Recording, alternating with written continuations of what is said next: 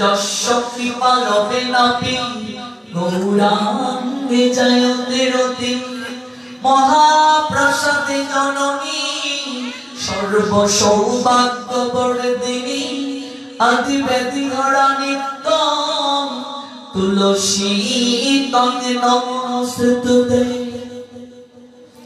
কৃষ্ণায় বাসুদেবায় হরে পরমাত্মনে প্রণত ক্লেশনাশায় শ্রী গোবিন্দায় নমো নমো। রাধা বিরাসেশ্বরী রম্মান গোবিন্দ মোহিনী কি পরাণ বৃষভানু সুতাতে দেবী তাতে নমামি হরি প্রিয়। শ্রী রূপী শ্রী সনাতন ভট্ট রঘুনাথ শ্রী জীব গোপাল ভট্ট দাস রঘুনাথ আমি এই ছয় গোসাই করি চরণ বন্দ যাহা হতে বিঘ্ন অবিষিত পুরো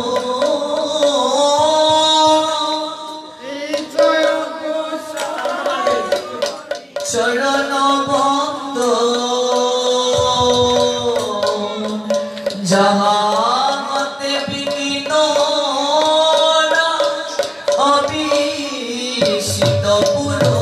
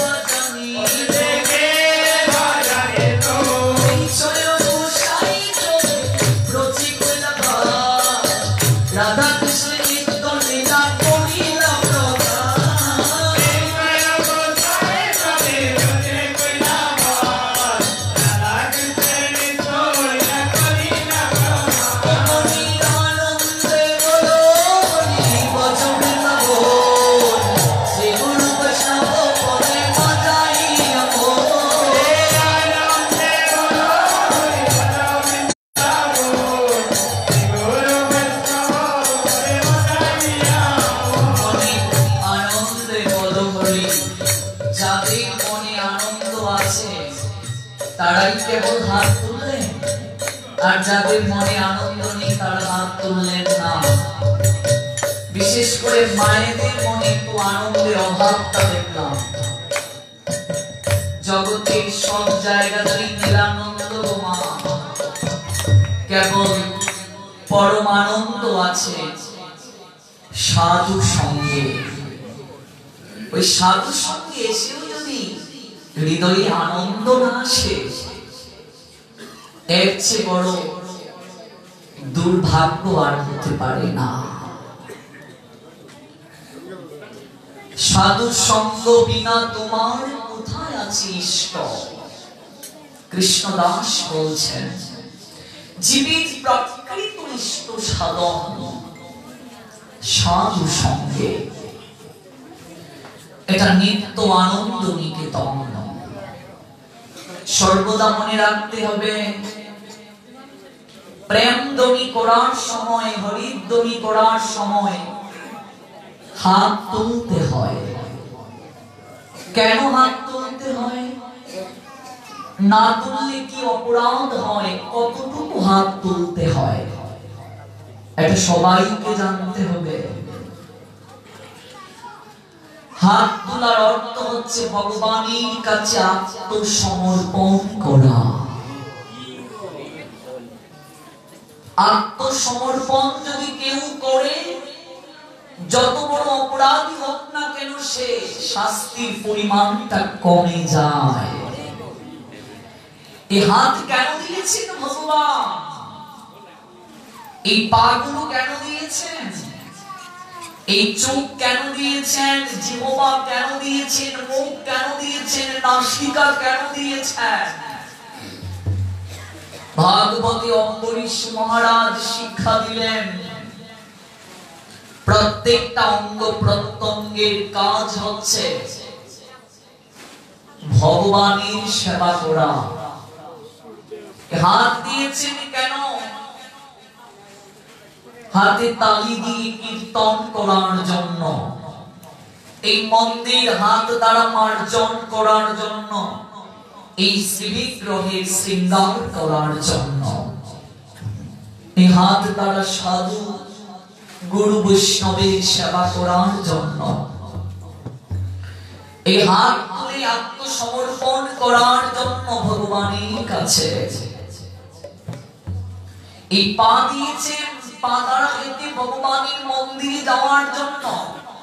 সাধু সঙ্গ যেখানে আয়োজন হবে সেই জায়গায় যাওয়ার জন্য। এই ব্রাহ্মণবাড়িয়া জেলার যতগুলো উপজেলায় আমার জীবনে প্রবচন করেছি, সবচেয়ে কম ভক্ত পেলাম আপনাদের এই বিজয়নগর উপজেলার 7 বর্গে। আজকের অনুষ্ঠানে সবচেয়ে কম। এটা সত্যি দুঃখজনক। দোল পূর্ণিমা উপলক্ষে 7 দিন ব্যাপী পাঠের আয়োজন, আজকে হয়তো 2য় দিন চলছে। এই 7টা দিন ভগবানকে দিয়ে দিতে হবে। সংসারের সমস্ত কার্যকে রেখে এই 7টা দিন 2 ঘন্টা সময় ভগবানের কথা শ্রবণের জন্য রাখতে হবে। সংসারের সব কাজে আমাদের সময় থাকে। চাকরিজীবী হলে চাকরি ক্ষেত্রে সময় থাকে, ব্যবসায়ী হলে ব্যবসার ক্ষেত্রে সময় থাকে, স্বামী স্ত্রী পুত্র পরিজন আত্মীয় তাদের প্রতি সময় থাকে। সময় নাই কেবল ভগবানের জন্য, সময় নাই কেবল সাধু সঙ্গে। ভগবানের জন্য যদি আমরা ভক্তি যাজনে ব্যাপৃত হওয়ার প্রয়াসী হওয়ার কথা বলি, তখনই আমাদের মাঝে অজুহাত। হিন্দুদের হাত হয়ে গেছে 3টা, বাম হাত, ডান হাত আর একটা অজুহাত। অজুহাতটা অনেক বড়। এই জন্য 24 ঘন্টার মাঝে ভগবানের জন্য সময় রাখতে হবে। আমরা 3 দিন সময় পেয়েছি আপনাদের চরণ তুলি নেওয়ার সুযোগ। ধারাবাহিকভাবে এগুলো আলোচনা করব। পায়ের কাজ, যেখানে ভগবানের কথা আয়োজন করা হবে সেই জায়গায় যাওয়ার জন্য। চোখের কাজ কি? ভগবানের বিগ্রহকে দর্শন করার জন্য। এই চোখ ত্রুটিযুক্ত। ভগবানের বিগ্রহ দর্শন করলে, ভক্ত বৈষ্ণব দর্শন করলে এই চোখ ধীরে ধীরে ত্রুটি মুক্ত হবে। তারপর হচ্ছে এই কর্মের কাজ ভগবানের কথা শ্রবণ করা, মুখের কাজ ভগবানের কথা বলা। দিবস রজনী আবুল তাবুল পচান পাড়িতে পারো, তাহার ভিতরে কখনো কি গোবিন্দ বলিতে নারো। এক জায়গায় বসলে কত কথা আমরা বলি, গৃহের কথা, আম কথা, বাড়ির কথা, রাজনৈতিক কথা। ভগবানের কথা বলার ক্ষেত্রে আমাদের অলসতা। তাই তো আপনাদের জেলাতেই আবির্ভূত হয়েছিলেন মহাসাধিকা সৃষ্টি আনন্দময়ী। তিনি বলেছিলেন, কৃষ্ণ কথাই কেবল কথা, বাকি সব বৃথার ব্যথা। জগতের বুকে যত কথা বলবে সমস্ত কথা পরিণামে তোমাকে দুঃখ দেবে। কৃষ্ণ কথাই পারে কেবল জীবের সমস্ত দুঃখকে নাশ করতে। এই নাসিকার কার্য কি? ভগবানের চরণে অর্পিত তুলসী পত্রের গ্রাণ নেয়া। জিহ্বার কাজ কৃষ্ণ প্রসাদ গ্রহণ। আজকে শরীর সচল আছে, একটু হাতে তালি করি না, একটু হাত তুলে ভগবানের কাছে আত্মসমর্পণ করি না, একটু পা দ্বারা হেঁটে সাধু সঙ্গে যাই না, মন্দিরে যাই না। এমন একদিন সময় আসবে মা, মন চাইলেও হাত দুটি উঠবে না, উঠবে না। সংসার যত বিচিত্রালয় সেদিন বুঝবে, 3 দিন বিছানায় পড়ে দেখো। আদরের ছেলেটি যাকে না খাইয়ে খাও না, রাস্তায় দাঁড়িয়ে অপেক্ষা করো কবে আসবে। সেই ছেলেটিও 4 দিন পরে আর আদর করে মন থেকে মা বলে ডাকবে না। আর যে বৌমাকে এত স্বপ্ন দেখো সংসারের যাবতীয় কার্যাবলী তার কাছে সমর্পণ করে শান্তিতে দুবেলা দুমুঠো খাবে, ওই বৌমাও বলবে এই জঞ্জাল মরলেই বাঁচি। সেদিন বুঝবে সংসার কত বিচিত্রালয়। এখন তো শরীর সচল, ওই ভাবনা আসে না। পূর্ণিমা তো থাকবে না রে, আসবে অমাবস্যা, চিরদিন তো থাকবে না রে রঙের ভালোবাসা। এই জন্য সময় থাকতে সময়ের কাজ করতে হবে। খেয়া তরি চলে গেলে বসে তাকো তীরে, কিসে পার হবে তরি না আসিয়ে ফিরে। সময় ছাড়িয়া দিয়া করো পণ্য শ্রম, ফল চাও তুমি অতি নির্বুধ অধম। সময়ের কাজ সময়ে করতে হবে। প্রেম তরি হরির তরি দেওয়ার সময় যারা হাত তুলবে না, তাদের অপরাধ হয় ভগবানের চরণে। কেন? রেল স্টেশনের পাশে গিয়ে দাঁড়িয়ে দেখো কত লোকের হাত নেই, পা নেই। তাহলে ভগবান তাদের থেকে আমাদেরকে ভালো রেখেছেন। এখনো তো চোখ দ্বারা দেখতে পাই, পা দ্বারা হাঁটতে পারি, এখনো তো ওই হাত দ্বারা কাজ করতে পারি। তাহলে কি ভগবানের চরণে কৃতজ্ঞতা জ্ঞাপন করা উচিত নয়? অবশ্যই উচিত। এই হাত তোলার অর্থ আত্মসমর্পণ করা। এই দেখুন আপনাদের মন্দিরে পঞ্চতত্ত্বের বিগ্রহ আছেন, চমৎকার বিগ্রহ। মহাপ্রভু নিত্যানন্দ গদাধর হাত তুলে আছেন এইভাবে। এই হাত তোলার মাহাত্ম্য কি? আমরা মন্দিরে এসে প্রণাম দেই, কখনো মহিমা জানি না। বলছি এই মাহাত্ম্যের কথা। ছোট্টবেলা সমাজ বিজ্ঞান পড়তে একটা প্রশ্ন জেগেছিল আমার। বাবাকে বলছিলাম যে বাবা, পাকিস্তানি সৈন্যরা আমাদেরকে এত অত্যাচার করলো, মাগুনের সম্ভ্রমকে নষ্ট করলো, কতিপয় মানুষ রূপী প্রেতাত্মা শর্তের নিষ্ঠুরে কষাঘাতে ধ্বংসলীলা ঘটিয়েছিল আমাদের মাতৃভূমিতে। জ্বালিয়ে পুড়িয়ে ছারখার করে দিল। আমরা কেন 93,000 সৈন্যদেরকে আমরা গুলি করে মারলাম না হোসেন শহীদ সোহরাওয়ার্দী উদ্যানে? কেন মারলাম না? আমার খুবই এই বিষয়টা হৃদয়ের মাঝে দাগ লেগেছিল ছোটবেলা প্রাইমারি স্কুলে সমাজ বিজ্ঞান পড়তে গিয়ে। তখন বাবা বললেন, দেখো এখানে একটা ছবি আছে, এইভাবে হাত, বন্দুক হাতের মাঝে এইভাবে হাতটা তোলা। আমি বলছি আছে। বাবা বলছেন এটা হচ্ছে আত্মসমর্পণ। কেউ যদি যুদ্ধক্ষেত্রে বন্দুক কিংবা অস্ত্র হাতে নিয়ে সারেন্ডার করে, তখন তাকে আর মারতে নেই। এটা যুদ্ধের নীতি বিরুদ্ধ, এটা মানবতা লঙ্ঘন, এটা মহানুভবতার পরিচয় নয়। ওরা আমাদের কাছে সারেন্ডার করেছিল, এই জন্য বাঙালি বিশ্বের মাঝে উদারতা দেখিয়েছে, আমরা তাদেরকে ক্ষমা করে দিয়েছি। এই হাত তোলার মানে আত্মসমর্পণ করা। মাতৃজঠরে ভগবানের কাছে কথা দিয়ে এসেছিলাম, গোবিন্দ তোমার একটা আইন কখনো আমি পালন না করে থাকবো না। সপ্তম মাসেতে জীব নানা ক্লেশে রয়, তাহাতে কি পরমাত্মার গুরু দয়াময় চৈতন্য করিতে জীবকে সাক্ষাৎ দিল। মহামন্ত্র দিয়া জীবকে চেতন করিল, চৈতন্য পাইয়া জীব চক্ষু মেলে চায়, পরমাত্মা গুরুদেব এসে দেখিবারে পায়। ভগবান সেদিন দর্শন দিয়ে বলেছিলেন, এই গর্ভাবাসী জীব তুমি কত কষ্ট পাও, গর্ভাবাস চাই তুমি জম্বুদ্বীপে যাও। আমরা সেদিন বলেছিলাম, প্রভু কত জমি পরিভ্রমণ করেছি, কোন জমিতে তো তোমার শ্রীরূপ দর্শন করতে পারিনি, আজ তোমাকে দর্শন করেছি, তোমাকে ছেড়ে যাব না। এই জায়গায় থেকেই তোমার রূপকে দর্শন করে কৃতার্থ হতে চাই। ভগবান বলেছিলেন, তুমি যদি না যাও তোমার কারণে তোমার মায়ের মৃত্যু হবে, আর পুত নামক নরকে তোমাকে যেতে হবে। জম্বুদ্বীপে আমি যে যাব, ওই জায়গায় গেলে তো তোমায় ভুলে যাব, তোমায় পাবো কোথায়? জম্বুদ্বীপের লোক সবাই মায়াবাদী হয়, ওই মায়ার প্রথমে পতিত হয়ে তুমি যে পরম বান্ধব সেটা ভুলে যাব। ভগবান বলেছিলেন, সাধু বেশেতে আমি ঘুরি বসে তাই, তাহার নিকটে যাইও পাইবে আমায়। আমরা কথা দিয়ে এসেছি, যা খাবো তোমায় দিয়ে খাবো,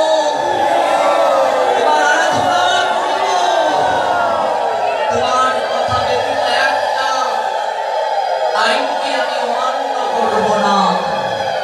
ভগবানের কাছে কথা দিয়ে এসেছি, সমস্ত কথা ভুলে গেছি মায়ার দ্বারা আপ্লুত হয়ে। এই জন্য দিন শেষে সন্ধ্যায় প্রত্যেকটা দিন এত হাত তুলে ভগবানের কাছে আত্মসমর্পণ করবে, গোবিন্দ একটা আইনও তোমার প্রতিপালন করতে পারলাম না, আমি অপরাধী, তুমি কৃপা করে আমার হৃদয়কে শুধন করে তোমার প্রতি মতি জাগিয়ে দাও। আত্মসমর্পণ করবে। এই দেখুন চমৎকার একটা বাণী লিখেছেন চৈতন্য চরিতামৃত থেকে আপনারা, 10-5 মিলি নিজ দাঁড়েতে বসিয়া কীর্তন করো সবে হাতে তালি দিয়া। যদি মৃদঙ্গ না পাও, জাহাজ না পাও, করতাল না পাও, গৃহের সবাইকে নিয়ে একটু দরজার সামনেই বসো আর হাতে তালি দিয়ে একটু কীর্তন করো। পাখিরে যে নাম লওয়াইলে লয়, সারি সুখ আগি কত, তুমি যে ইহাতে আলস্য করো এ হয় কেমন মত। ময়না পাখিকে পুষ মানালে সেও কৃষ্ণ নামের বুলি বলে, আর হৃদয়ে মানুষে ময়না পাখিকে আজও কৃষ্ণ নামের বুলি শিখাতে পারলাম না। এই জন্য আমি সব জায়গায় এই কথাটা প্রথম বলি, হাত তোলাটা যে কতটা গুরুত্বপূর্ণ। হাত তোলা আত্মসমর্পণ করা, তবে হাত কতটুকু তুলতে হবে? কেউ এইভাবে তোলেন, কেউ এইভাবে, কেউ এইভাবে। অনেক মায়েরা লজ্জায় কেউ তোলেন না, কেউ চাদরের নিচে, কেউ শাড়ির আঁচলের নিচে, আবার কেউ এইভাবে। হাত তুলতে হবে এইভাবে। সর্বস্ব যদি ভগবানকে কেউ না দেয়, ভগবান কখনো কাউকে কৃপা করেন না। দ্রৌপদী এক হাতে কাপড়কে সামলাচ্ছিলেন, দুঃশাসন যখন টানছিল কাপড়, এক হাতে নিজের কাপড়কে সামলিয়ে আরেক হাতে ভগবানকে ডাকছিলেন। ভগবান দ্রৌপদীকে কৃপা করেননি। রুক্মিণী বলছেন, গোবিন্দ তুমি যাকে সখী বলে ডাকো, যে তোমার সত্য প্রেমের ভক্ত, আর সম্ভ্রম বাঁচানোর জন্য তোমার কাছে প্রার্থনা করছে, তুমি কেন তাকে কৃপা করছো না? উত্তরে ভগবান বলছেন, প্রিয়া রুক্মিণীকে বলছেন, আমি তো কৃপা করতেই চাই, দ্রৌপদী তো কৃপা নিতে চায় না।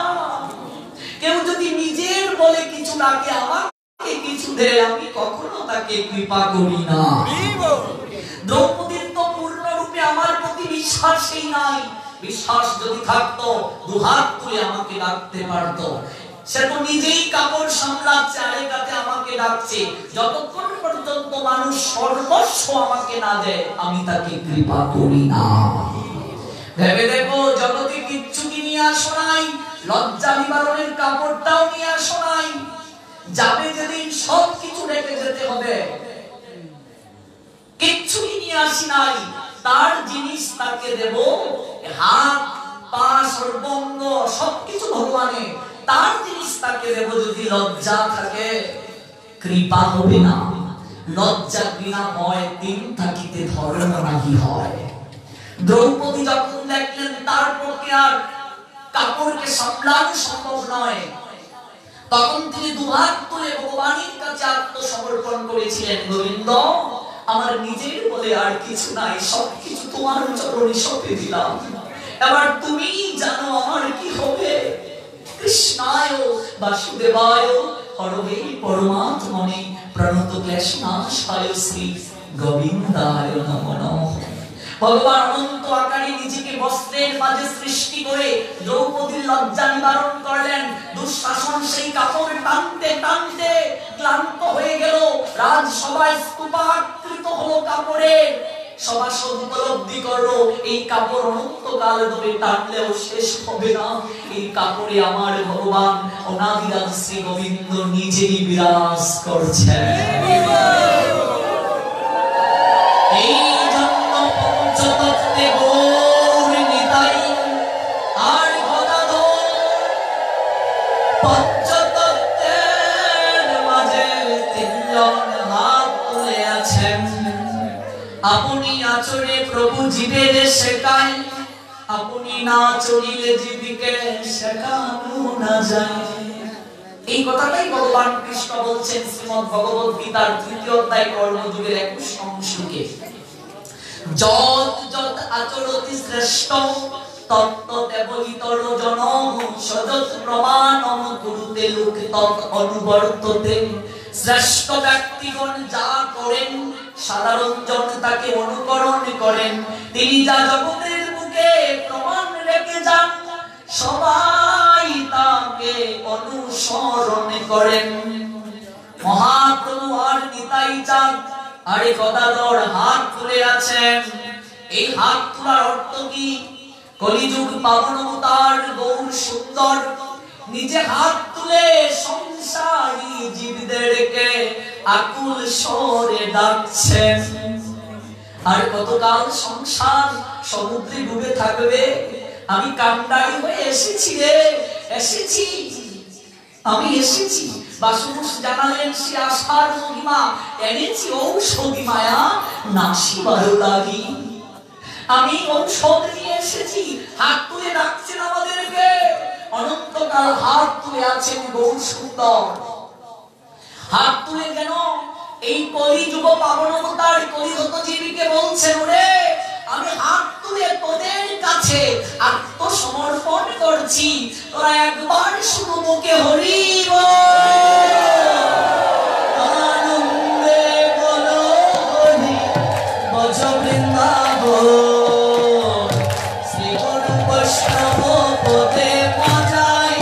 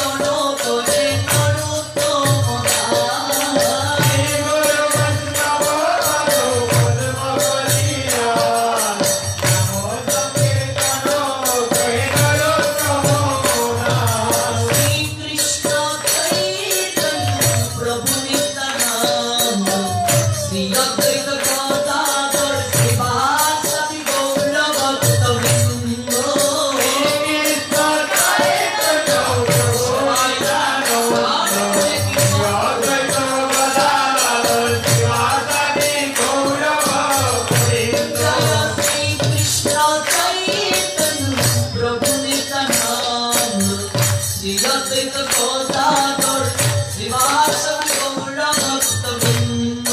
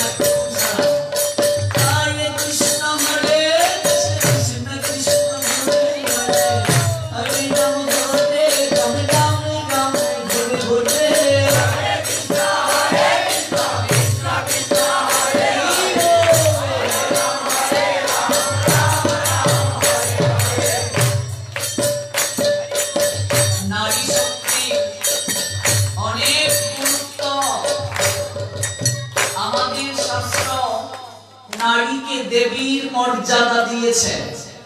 পৃথিবীর আর কোন ধর্ম নারীকে এত মর্যাদা দেয় নাই।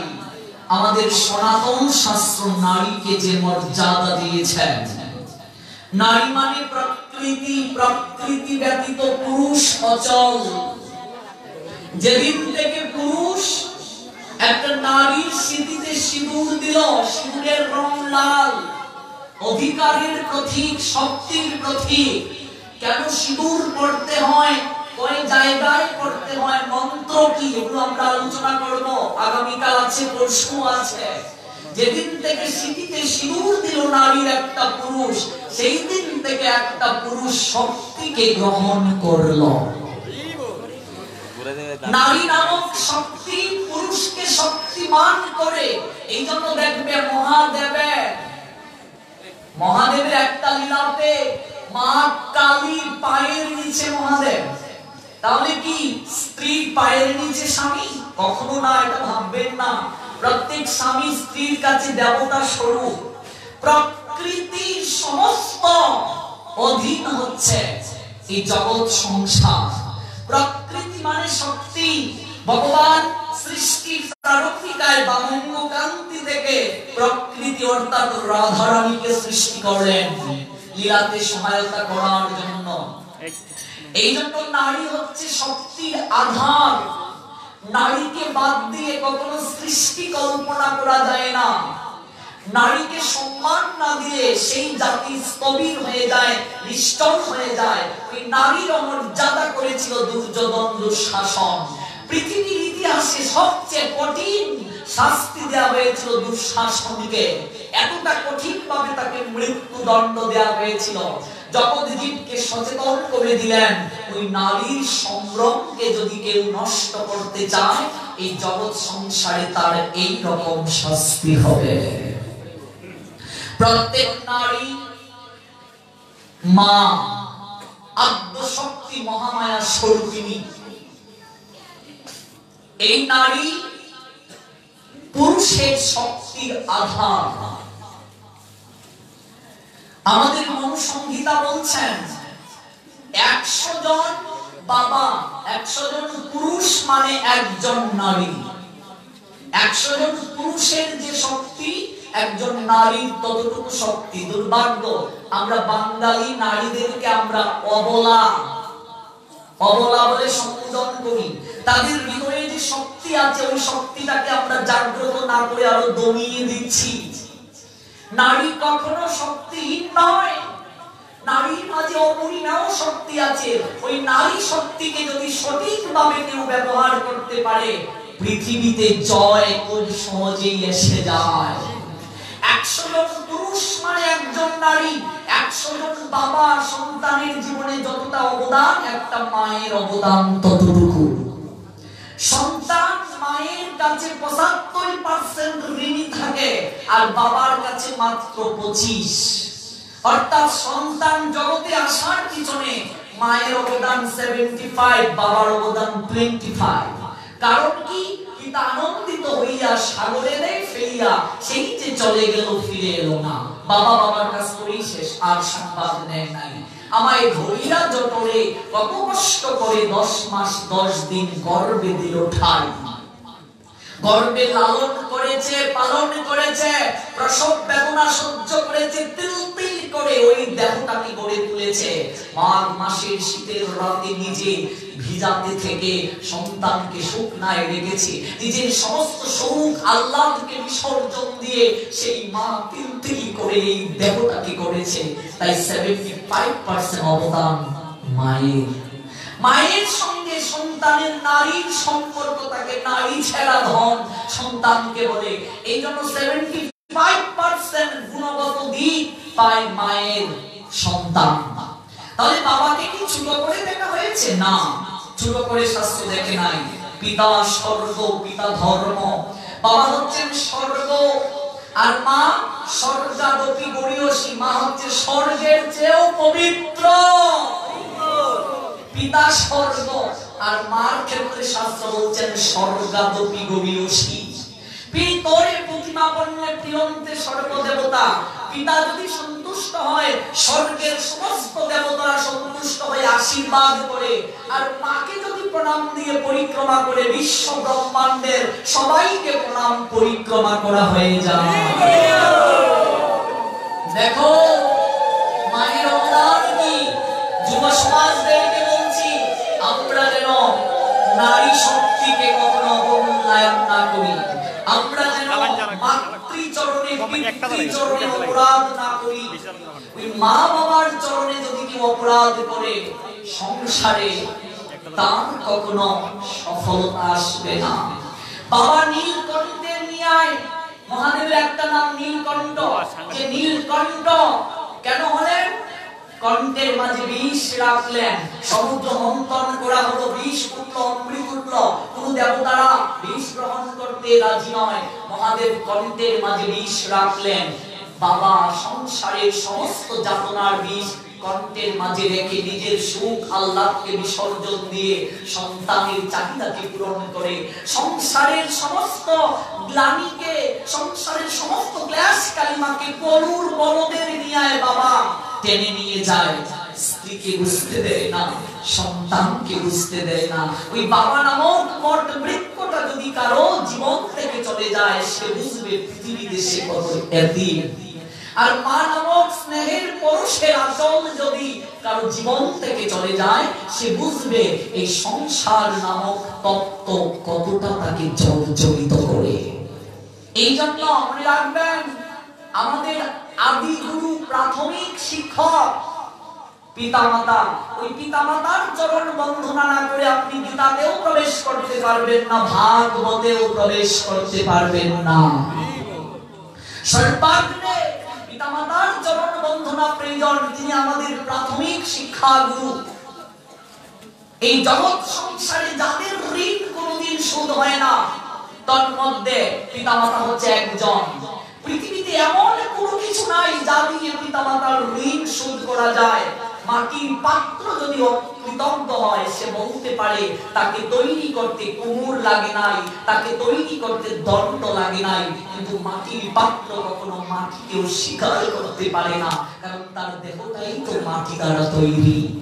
সন্তান যদি ব্রহ্মচারী হয়, সন্ন্যাসী হয়, সবার সঙ্গে সম্পর্ক দূরত্ব করতে পারে, কিন্তু জন্মদাতা পিতা মাতার সঙ্গে সম্পর্ক দূরত্ব করতে পারে না। পারে না, সম্ভব নয়, কখনো সম্ভব নয়।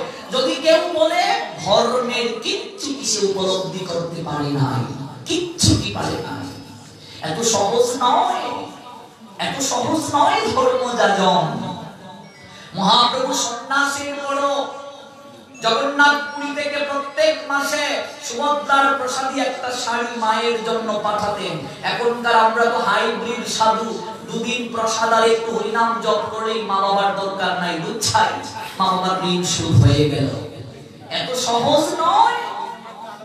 সারা জীবন যদি মাকে নিয়ে সন্তান কাঁধে করে ঘুরে, এক ফোঁটা দুধের ঋণ কোনদিন শোধ সম্ভব নয়, কোনদিন সম্ভব নয়। বাবার স্নেহের পরশে এক চিমটে ঋণ শোধ করা।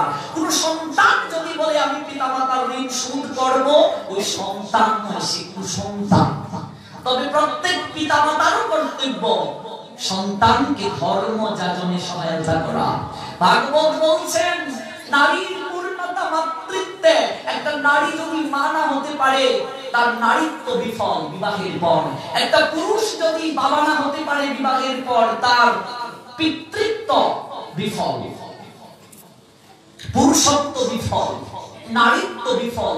মা বাবা না হতে পারলে নারীত্ব এবং পিতৃত্ব বা পুরুষত্ব বা মাতৃত্ব উভয়ই সফল হয় সুসন্তানের মাধ্যমে, সুসন্তান লাভের মাধ্যমে।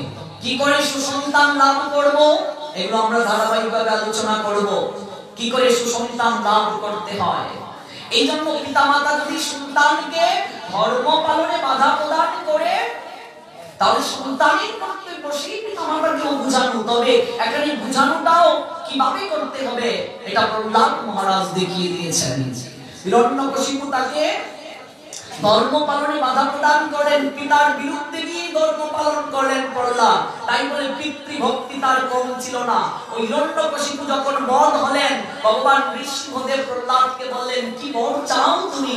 প্রহ্লাদ বললেন প্রভু তুমি আমার পিতাকে তোমার চরণে আশ্রয় দাও। যে পিতা সাগর থেকে সাগরে নিক্ষেপ করলো, যে পিতা পর্বত থেকে ছুঁড়ে ফেলে দিল, পাগলা হাতির পায়ের নিচে বেষ্টন করলো, বিষাক্ত সর্প দ্বারা দংশন দেওয়ালো, অগ্নিকুণ্ডে নিক্ষেপ করালো, সেই প্রহ্লাদ বলছে তুমি আমার পিতাকে তোমার চরণে ঠাই দাও, সমস্ত অপরাধ ক্ষমা করে দাও। তাহলে প্রহ্লাদের কি পিতার প্রতি অশ্রদ্ধা ছিল? পিতার প্রতি ভক্তি কম ছিল? কিন্তু অন্যায় আদেশকে তিনি কখনো পালন করেন নাই। চাণক্য পণ্ডিত বলছেন পিতা মাতা যদি সন্তানকে ধর্ম পালনে বাধাও প্রদান করে, তাহলেও তাকে বুঝাতে হবে, কিন্তু মনে রাখতে হবে সেই পিতা মাতাকে কটাক্ষ করা যাবে না, যাবে না। এই পৃথিবীতে চাণক্য পণ্ডিত একটা চমৎকার কথা বলছেন, একটা অক্ষর যদি কেউ শিক্ষা দান করে, পৃথিবীর এমন কোন সম্পদ নেই যা দিয়ে সেই শিক্ষকের ঋণ শোধ করা যায়। আর পিতামাতাই হচ্ছেন আমাদের প্রাথমিক শিক্ষাগুরু, তার ঋণ কখনো শোধ হবে না। তবে ধর্ম পালনে পিতামাতাকে সহায়তা করা প্রত্যেক পিতামাতার কর্তব্য। কোন পিতা যদি সন্তানকে ধর্ম পালনে বাধা দেন, তিনি পিতাই নয়। মা যদি ধর্ম পালনে বাধা দেন, তিনি মা নয়। কারণ কি? কারণ হচ্ছে ভগবান আপনাকে সন্তান দিয়েছেন, দেখো বাবা ডাকের অধিকার দিয়েছেন, মা ডাকের অধিকার দিয়েছেন। জগতে অনেক পুরুষ আছে বিবাহের পর বাবা ডাক পায় না, আছে মা আছে মা ডাক পায় না বিবাহের পর। তাহলে তোমাকে যে ভগবান সন্তান দিলেন, অহংকার করিও না। ভগবান চাইলে এক সেকেন্ডের মাঝে তোমাকে নিঃসন্তান বানিয়ে দিতে পারেন। ঘরে যাবে আর মা ডাকের সুযোগ পাবে না, ভগবান চাইলে এখনই সম্ভব সেটা। ভগবান আমানত রূপে সন্তান তোমাকে দিয়েছে। আমানত, আমানত মানে কি? মানে পরের ধন তোমার কাছে দেয়া হয়েছে, তুমি কেবল রক্ষণাবেক্ষণের দায়িত্ব পেয়েছো। আর কিছু নয়। এটাই তো মূর্খতা আমাদের। আমরা বুঝি না, আমরা পরের দলের উদ্ধারি করছি। প্রত্যেক পিতামাতার কর্তব্য সন্তানকে পড়াশোনার পাশাপাশি ধর্মীয় শিক্ষা দেওয়া। যে কাজটা আমার মা বাবা করেছিলেন, আমার এই পর্যন্ত আসার পিছনে আমার মা আর বাবার অবদান সবচেয়ে বেশি। তারা আদর্শ মা বাবা, আমাকে বিভিন্ন জায়গায় নিয়ে গিয়েছেন, সহায়তা করেছেন। প্রত্যেক পিতামাতার কর্তব্য সেটা। বলছিলাম সেই কথাটাই, পিতামাতা আমাদের প্রাথমিক শিক্ষাগুরু, তাদের চরম বন্ধনা প্রয়োজন। এবং জগতের সকল পিতামাতা যারা এখানে এসেছেন, আমি তাদের চরম বন্ধনা করছি। আমি আপনাদের সন্তান সম আমাকে আশীর্বাদ করবেন, যেন ভক্তি যাজনী সর্বদা থাকতে পারি, মা বাবার সেবা করতে পারি, ভগবানের নাম গুণগান করতে পারি।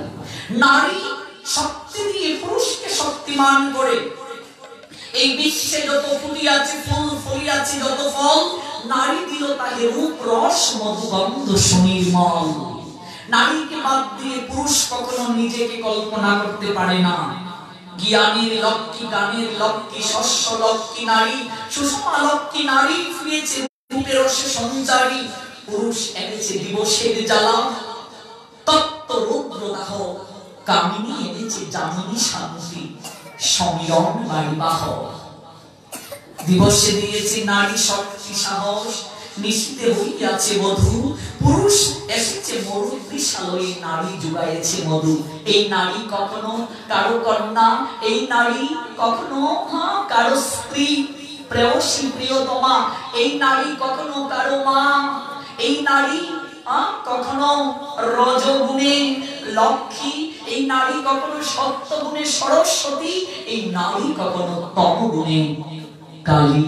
এই নারী কখনো জ্ঞানের গরিমায় সরস্বতী, এই নারী কখনো তার প্রেম প্রীতি অনুরাগে লক্ষ্মী, এই নারী কখনো তার অধিকার আদায়ের জন্য উগ্র চণ্ডী।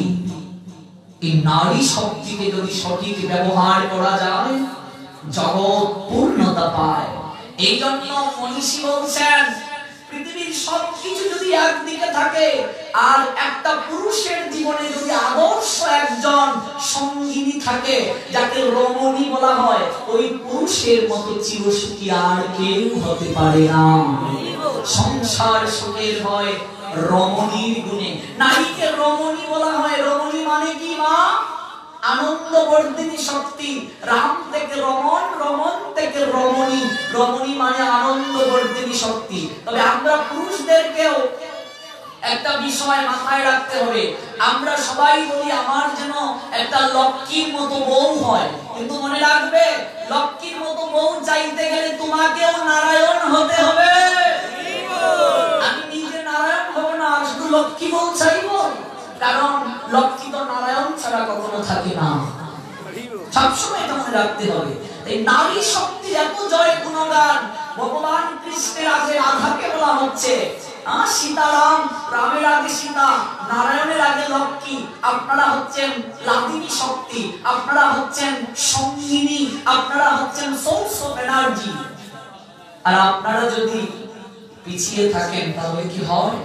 আরেকটা সুযোগ দেওয়া হলো, হরে কৃষ্ণ কৃষ্ণ কৃষ্ণ হরে হরে, হরে রাম হরে রাম, রাম রাম হরে হরে।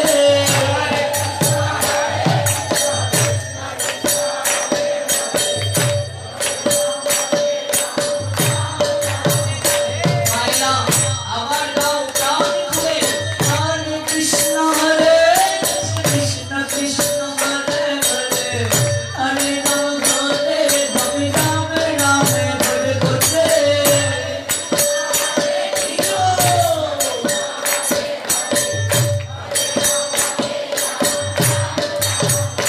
বলছিলাম এগিয়ে আসলে এই বিচারটা করা বড় কঠিন, কারণ কোন কালে একা জয়ী হয়নি গো পুরুষের তরবারি, প্রেরণা দিয়েছে শক্তি দিয়েছে বিজয় লক্ষ্মী নারী।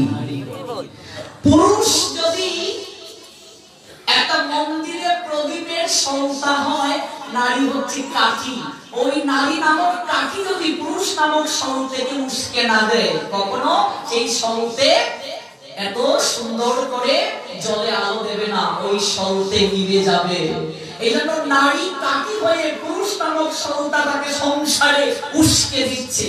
কিন্তু এই সংসার কেবল সলতে জলাটা দেখে, আলোটা দেখে কাকিটাকে অনেক সময় মূল্যায়ন করে না।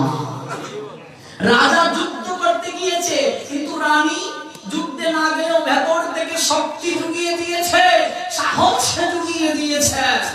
কোনো কালে একা জয়ী হয়নি কো, পুরুষের তরবারি প্রেরণা দিয়েছে, শক্তি দিয়েছে বিজয় লক্ষ্মী নারী। তাই জয় পরাজয় আমরা এই দিক থেকে শাস্ত্রের আঙ্গিকে বিচার করে উভয়ই সমান। তাই প্রাণ করে সবাই গাও হরে কৃষ্ণ হরে কৃষ্ণ Hare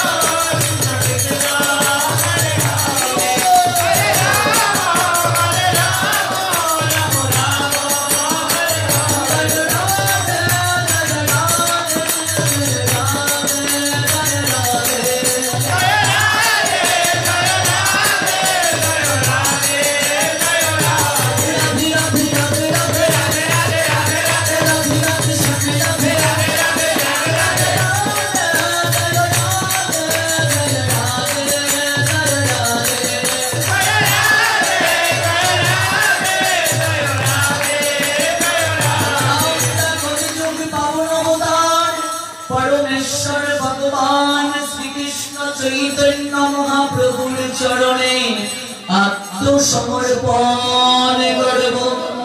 যাদের হাত আছে তারাই তুলুন, যাদের হাত নেই তারা তো তুলতে পারবেন না। নিতাই গৌর হরি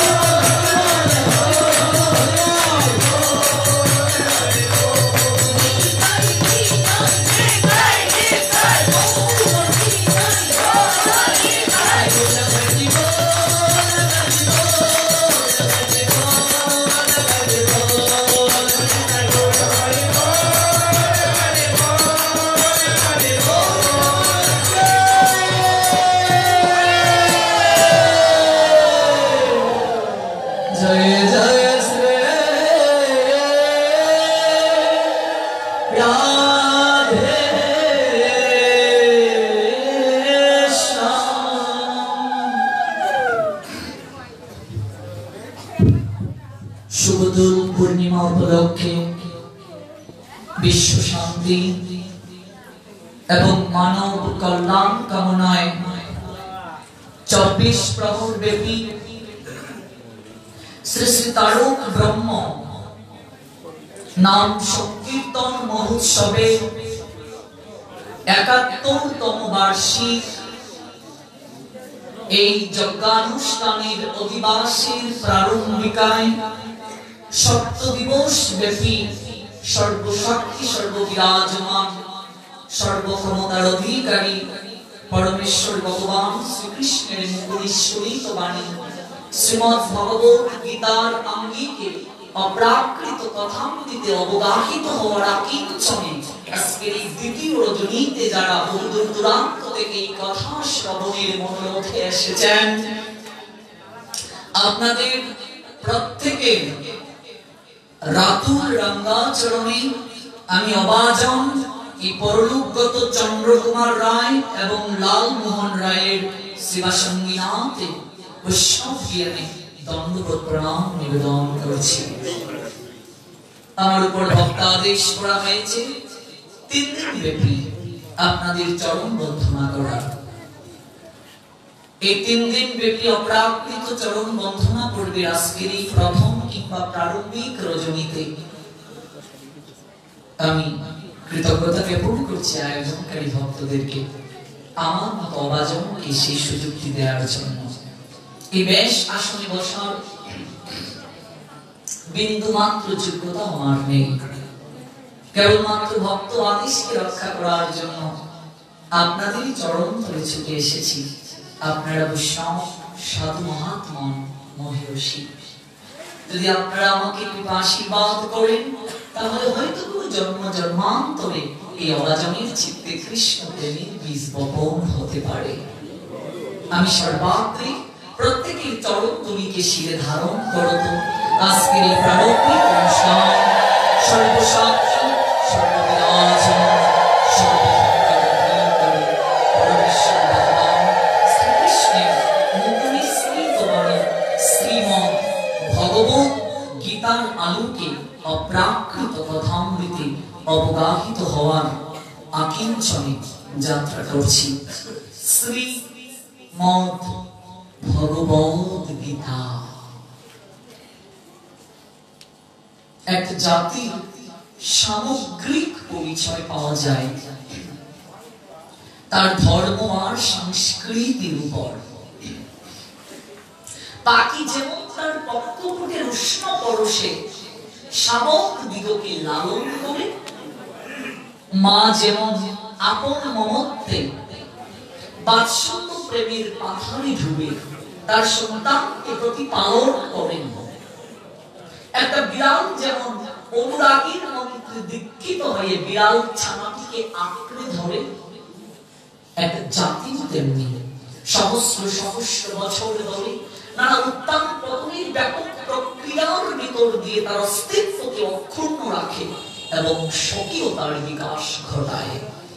আমাদের সংস্কৃতি সভ্যতা অতি প্রাচীন, এর উপর দিয়ে মাঝখানে কত ঝড় হয়ে গেছে, কত বৈদেশিক সভ্যতা শতাব্দীর পর শতাব্দী এর উপর প্রভাব বিস্তার করেছে, কিন্তু সে সকল বাধা বিপত্তি কাটিয়ে আমাদের সংস্কৃতি আমাদের সভ্যতা আজও ছিল দণ্ডায়মান। আমাদের সংস্কৃতি আমাদের সভ্যতা এমন এক সত্যের ভিত্তির উপর দাঁড়িয়ে আছে যা সব সময় সব যুগের চিন্তাধারার সামনে মাথা উঁচু করে দাঁড়িয়ে থাকতে পারে। আমাদের সংস্কৃতি আমাদের সভ্যতা ধর্মের উপর প্রতিষ্ঠিত, আর আমাদের ধর্ম সনাতন, পৃথিবীর সবচেয়ে আদি ধর্ম, যে ধর্ম থেকে পৃথিবীর সমস্ত ধর্মের সৃষ্টি হয়েছে। সেই সনাতন শব্দটার অর্থই হচ্ছে চিরন্তন, যা ছিল যা আছে যা থাকবে। এই সনাতন ধর্ম যে তত্ত্বের উপর কিংবা যে সত্যের উপর প্রতিষ্ঠিত সেটা হচ্ছে বেদান্তের সত্য। সমস্ত তত্ত্বজ্ঞানী পুরুষেরা শ্রীমদ্ ভগবত গীতাকে সমস্ত বৈদিক জ্ঞানের উৎস বলে স্বীকৃতি দিয়ে গেছেন।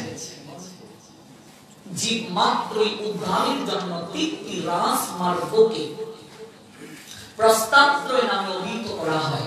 প্রথমটি হচ্ছে বৈদিক প্রস্থান, যেটিকে বলা হয় উপনিষদ। দ্বিতীয় প্রস্থানটি হচ্ছে দার্শনিক প্রস্থান, যেটিকে বলা হয় ব্রহ্মসূত্র। আর তৃতীয় প্রস্থানটি হচ্ছে স্মার্ত প্রস্থান, যেটিকে বলা হয় শ্রীমদ্ ভগবত গীতা। যে গীতাতে ভক্তের জন্য ভগবানের প্রাণ কাঁদছে, দরদ দিয়ে রূপ লীলাময় করেছেন ভগবান শ্রী গোবিন্দ। অপূর্ব মধুর কথা অর্জুন শুনেছেন মন প্রাণ দিয়ে, মুখে তার কোনো কথা নেই, কেবল দু একটা জিজ্ঞাসা ছাড়া। বিষাদগ্রস্ত রোগী 18 অধ্যায়ে শেষে অনুভব করলেন তিনি সম্পূর্ণ সুস্থ। এই জীবনের বিশাল কর্মক্ষেত্রে আমরাও সবাই পীড়িত, বিষাদিত, ভবরূপগ্রস্ত। আমাদের জন্য একটাই ঔষধ, এই গীতার কথাকে তত্ত্ব রূপে আস্বাদন করা, ঔষধ রূপে সেবন করা। এই শ্রীমদ্ ভগবত গীতা একটা দর্শন শাস্ত্র, বিজ্ঞান সমন্বিত গ্রন্থ। শ্রী ম দ ভ গ ব দ গয় দীর্ঘিকার তয় আকারে তা। এই প্রত্যেকটা আমি যদি বর্ণকে ব্যাখ্যা করি তাতেও 7 দিনে শেষ হবে না। গীতার ভেতরে প্রবেশ তো অনেক পরের কথা। আপনি প্রস্তুতি পর্ব যদি না শুনেন গীতা বুঝবেন না। এই জন্য 3 দিনে তো কিছু আলোচনা সম্ভব নয়। এরপরও চেষ্টা করছি যতটুকু পারা যায়। চলুন, এই যে শ্রীমদ্ ভগবত গীতা আপনারা লিখলেন, যদি প্রশ্ন করা হয় এই শ্রীমদ্ ভগবত গীতা শব্দটার অর্থ কি, আমরা অনেকেই জানি না। 71 বছর হয় এই অনুষ্ঠান পদার্পণ করেছে। যদি জিজ্ঞেস করা হয় শ্রী শ্রী তারক ব্রহ্ম, ডাবল শ্রী কেন বলতো, বলতে পারবো না। শ্রী শ্রী দুইটা শ্রী কেন, ডাবল কেন, তারপর তারক ব্রহ্ম অর্থ কি, সংকীর্তন অর্থ কি, আমরা জানি না। আসলে হচ্ছে কি জানেন, এটা আমাদেরও দোষ বলা যাবে না। আমাদের কোন ধর্মীয় শিক্ষা প্রতিষ্ঠান নেই যেখানে গিয়ে আমরা পড়াশোনা করে ধর্মের তত্ত্ববোধকে হৃদয়ের মাঝে পূর্ণরূপে লালন করতে পারব। আর যদিও গীতা ভাগবত পাঠের আয়োজন করা হয়, সেই পাঠের আসরে ভক্তদের আশাটা অনাগ্রহ অনেকের। নতুবা এখন হাজার হাজার ভক্ত হওয়ার কথা, হাজার হাজার ভক্ত হওয়ার কথা। ধার্মিক মুসলমানদের দিকে তাকান, ওয়াজের মাহফিলে লক্ষ লক্ষ লোকের সমাগম হয়। আমরা কেন পারছি না? তার একটাই কারণ, আমরা সেইভাবে খ্যাত দিতে পারছি না, আমরা সেইভাবে পরিবেশ দিতে পারছি না। আমাদের হৃদয়ে মাঝে ধর্মটাকে অপশনাল সাবজেক্ট বানিয়ে ফেলেছে, এটা প্রয়োজন নেই। অধিকাংশ সনাতন ধর্মাবলম্বীদের মাঝে একটা ধারণা কাজ করে, ধর্ম পালনের সময় এখন নয়, একটু বয়স হোক তারপর ধর্ম প্রতিপালন করব। অধিকাংশ সনাতন ধর্মাবলম্বীদের মাঝে এই চেতনাটা কাজ করে। সরকারি চাকরিজীবী যারা, তারা মনে করেন একটু বয়স হোক, চাকরি চাকরি থেকে অবসর নিয়ে নেই, তারপর ভগবানকে ডাকবো। অনেক মায়েরা মনে করেন ছেলেটাকে বিয়ে করিয়ে সংসারটা বউকে বুঝিয়ে দিয়ে তারপর ভগবানকে ডাকবে। অধিকাংশ মানুষের মাঝে ধারণাটা কাজ করে। আমাদের বয়সী ছেলেমেয়েরা ধর্ম প্রতিপালন করতে চাইলে সারা বাংলার 64 জেলায় ঘুরে যে অভিজ্ঞতা অর্জন হলো, সব জায়গাতে এই বিষয়টা দেখা যায়, তাদের মা বাবা ধর্ম পালনে বাধা প্রদান করেন যে বাবা তোমার এখন পড়াশোনা, তোমার এখন এগুলোর প্রয়োজন নাই। কিন্তু সেই পিতামাতার এই জ্ঞান থাকা প্রয়োজন যে একটা বিন্দুকে যদি কেন্দ্র না করি বৃত্ত কখনো অঙ্কন করা সম্ভব নয়। মেইন তারের সঙ্গে যদি একটা সংযোগ না থাকতো লাইট কখনো জ্বলতো না। সংসারে প্রকৃত যিনি আমাদেরকে আনন্দ প্রদান করেন তার নাম আনন্দময়, ভগবান কৃষ্ণের নাম। সেই আনন্দময়কে যদি বাদ দেন আর যত আনন্দ লাভের চেষ্টা করুন, আপনার পরিণামে নিরানন্দ ব্যতীত আর কিছুই লাভ হবে না। সুখময় ভগবানের নাম। আপনি সুখ পেতে চান, আমি সুখ পেতে চাই, দিন থেকে রাত পর্যন্ত ভূতের মতো পরিশ্রম করছি, গাধার মতো খাটছি সুখ লাভের জন্য। অথচ সুখ যিনি প্রদান করেন সুখময়ের সঙ্গে সম্পর্ক নাই। সুখ পাবেন কি করে? সুখ আনন্দ কি হাতি বাজারে কিনতে পাওয়া যায়? ভালোবাসা লাভের জন্য চেষ্টা করি, প্রেম প্রাপ্তির জন্য চেষ্টা করি, কিন্তু সমস্ত প্রেম যার চরণ থেকে নিষ্কৃত হয় সেই প্রেমময়ের সঙ্গে কোন সম্পর্ক নেই। প্রেম আসবে কি করে? প্রেম কি করে পাবো? সুখ কি করে পাবো? আনন্দ কি করে পাবো? শান্তি কি করে পাবো? এটা তো বাজারে কিনতে পাওয়া যায় না। যে আমাকে 100 টাকার সুখ দেন তো, আমাকে 1000 টাকার শান্তি দেন। ঘুমের ট্যাবলেট পাওয়া যায়, এটা খেয়ে কিছুটা সময়ের জন্য ঘুমিয়ে পড়লেন, টেনশন আসলো না। যদি আনন্দ সুখ আর শান্তির কোন ট্যাবলেট পাওয়া যেত তাহলে আমার মনে হয় কোটি কোটি মানুষ এটাই প্রথম কিনতো। সারা বাংলায় ঘুরে অভিজ্ঞতা হলো প্রত্যেক মা বাবারা, বিশেষ করে বয়স্ক যারা, তারা এসে কান্নাকাটি করেন, বাবা তোমরা ঠিক সময়ে শুরু করেছো, আমরা কেন বুঝলাম না।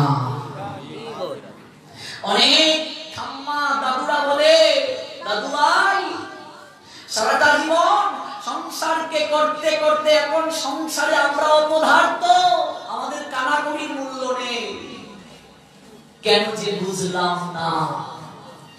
এই জন্য অধিকাংশ হিন্দুদের মাঝে এই চেতনা, ধর্ম পালনের এখনো সময় হয় নাই। আগামীকাল প্রচার করতে হবে, যারা আসি নাই প্রত্যেকের কাছে প্রচার প্রয়োজন। ভগবান গীতায় বলছেন অষ্টাদশ অধ্যায়ে, এই জগতে ভগবানের কথাকে যারা প্রচার করে বেড়ায়, ভগবান বলছেন তাদের মতো প্রিয় আমার কেউ নাই, ভবিষ্যতে কেউ হবেও না। আমার কাছে প্রচার করবেন, এই হরি কথার আসল যেন সবাই আসে। এই 3 দিন আমি আপনাদের সঙ্গে আছি নিয়মিত। এই 3টা দিন যারা হরি কথা শ্রবণ করবেন, আমি বিশ্বাস করি আপনি জীবনের অনেক সমস্যার সমাধান পেয়ে যাবেন। আমরা ধর্মের কিচ্ছুটি জানি না, কিছুই জানি না। কার কাছ থেকে জানবো? পরিবেশ, প্রেক্ষাপট, জানার মানুষ খুঁজে পাই না, আছে অনুসন্ধান করি না। এই জন্য জানতে হবে এবং মানতে হবে, আচরণে মানতে হবে, নতুবা এই জীবন স্থবির হয়ে যাবে, নিশ্চল হয়ে যাবে। 7 দিন পাঠ আছে, অনেকেই বলবেন আজকে তো 2য় দিন চলছে না, আরেকটু জনসমাগম হোক তারপর যাব। কি বলছি? পরেশের মা যাবি না? আজকে 2 নম্বর দিন, যাই না 4 নম্বর দিনের দিন।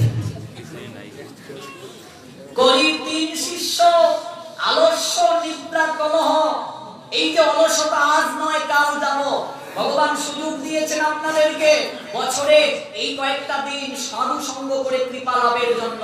আর কলি শিষ্যরাও চাইছে কি করে ওরা সাধু সঙ্গ না করতে পারে। কলি মহারাজ বলছেন যা পিছনে পিছনে থাকবি, যেন কোনো ক্রমে চন্দ্রকুমার রায় আর লালমোহন রায়ের আঙ্গিনায় দুনিয়ায় না যেতে পারে, ওরা তো দেহ রেখে ভগবানের চরণ প্রাপ্ত হয়েছে, তোরা গেলে তোরাও তো ভগবত চরণ প্রাপ্ত হবে, তোরা যেন না যেতে পারে এইভাবে ব্যবস্থা করবি। আলস্য নিদ্রা কলহ তিনটা পিছনে পিছনে দৌড়ছে।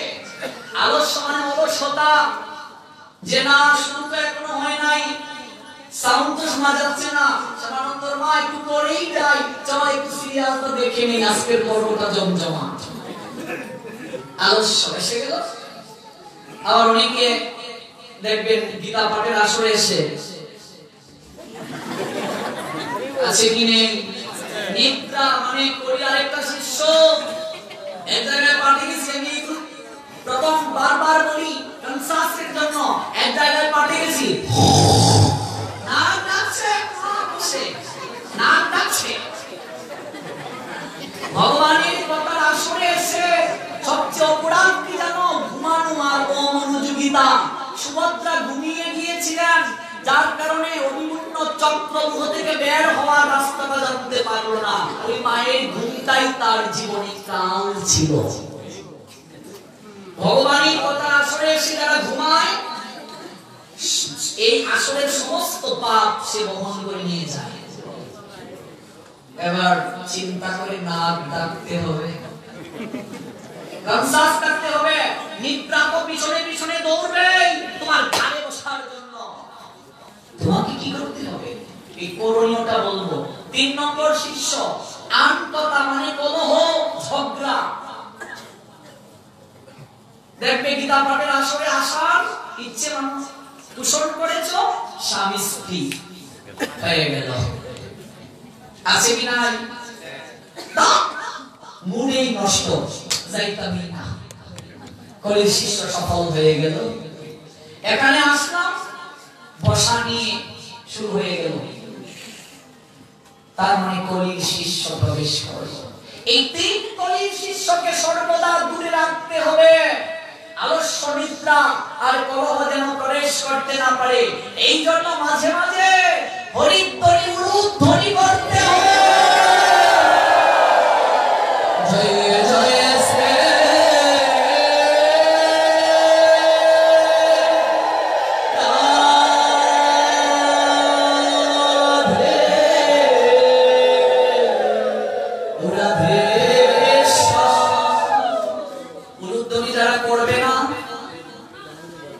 শাস্ত্র বলছে পরবর্তী জন্মে তারা ব্যাঙ হয়ে জন্ম নেবে। কষ্ট নিও না আমার কথায়। এই নারীদেরকে ভগবান এই শক্তি দিয়েছে, মঙ্গল ধ্বনির শক্তি, আর কাউকে দেয় নাই। 5 বার উলুধ্বনি করতে হয়, মনে রাখবেন। 5 বার উলুধ্বনি মানে পঞ্চলোককে আমন্ত্রণ করা। 5 বার করতে হয়। 5 বার যদি কেউ না করতে পারে, 3 বার। কিন্তু স্নেহ ব্যাস, গুড বেটার ব্যাস, ব্যাস হচ্ছে 5 বার। এই জন্য মাঙ্গলিক অনুষ্ঠানে আমরা কি করি? 5 বার উলুধ্বনি করি। কি বলছি মা? বিয়ের অনুষ্ঠানে 5 বার।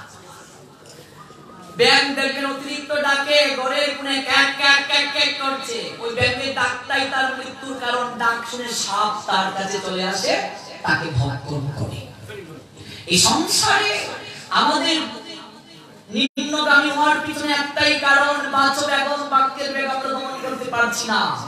এই জিহ্বা এতটা শক্তি দিয়েছেন ভগবান মায়েদেরকে, ওই উলুধ্বনি মঙ্গল ধ্বনি যতদূর পর্যন্ত যাবে ততদূর পর্যন্ত কলি এসে গ্রাস করতে পারবে না। যে গৃহের সন্ধ্যায় উলুধ্বনি হয় না, শঙ্খধ্বনি হয় না, শঙ্খধ্বনি কয়বার করতে হয়? শঙ্খ 3 বার বাজাতে হয়, মনে রাখবে। 3 বারের বেশি যদি আরেকবার ফু দাও, সঙ্গে সঙ্গে অসুরদেরকেও তোমার ঘরে আমন্ত্রিত হয়ে যায়। 3 বারের বেশি একসঙ্গে শঙ্খধ্বনি করা যাবে না। 3 বারের বেশি করলে অসুরদেরকেও আমন্ত্রণ হয়।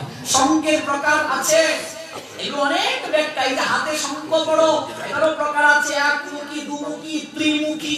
ওই শঙ্খের উৎপত্তি কোথা থেকে? শঙ্খচূড়ের হাড় থেকে। শঙ্খচূড়কে তুলসীর স্বামী, তিনি কি করে শঙ্খচূড় হলেন? ওই শঙ্খচূড় ছিলেন শ্রীরাম।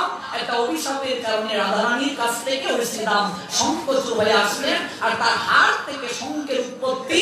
ওই পবিত্রতা রমণীরা ওই শঙ্খ পরিধান করছেন। আমরা এগুলো ব্যাখ্যা শুনবো আগামীকাল। কারণ এই তারিখে তো দেখলাম অনেক মায়েরা কম এসেছে। আজকে যদি আলোচনা হয়ে যায়, আগামীতে অনেক মায়েরা বলবে রে না এসে ভুলই করেছি। আগামীকালই থাকুক এই বিষয়গুলো। কি বলো মা, সিঁদুর কোথা থেকে আসলো, কেন করতে হয়, কয় জায়গায় দিতে হয়, কোন আঙ্গুল দিয়ে দিতে হয়, এগুলো আগামীকাল সব সন্দেশ পরিবেশন করা হবে। শঙ্খ 3 বার বাজাতে হয়, যে বিয়ে শঙ্খ ধ্বনি হয় না, উলুধ্বনি হয় না, সন্ধ্যায় সেজুতি জ্বলে না। সেজুতি মানে সন্ধ্যার প্রদীপ। ওই প্রদীপ যে বিয়ে জ্বলে না। আর তোমার বাসার জয়টা রুম আছে, প্রত্যেকটা রুমে যে আলো যদি না জ্বালিয়ে দাও, প্রত্যেকটা রুম ত্রিসন্ধ্যা পুজো গুদুরি লগনের পর, এটা হচ্ছে আসরিক সময়। ওই সময়টাতে অপআত্মাগুলো ঘুরে বেড়ায় ওই ঘরগুলোতে এসে আশ্রয় গ্রহণ করার জন্য।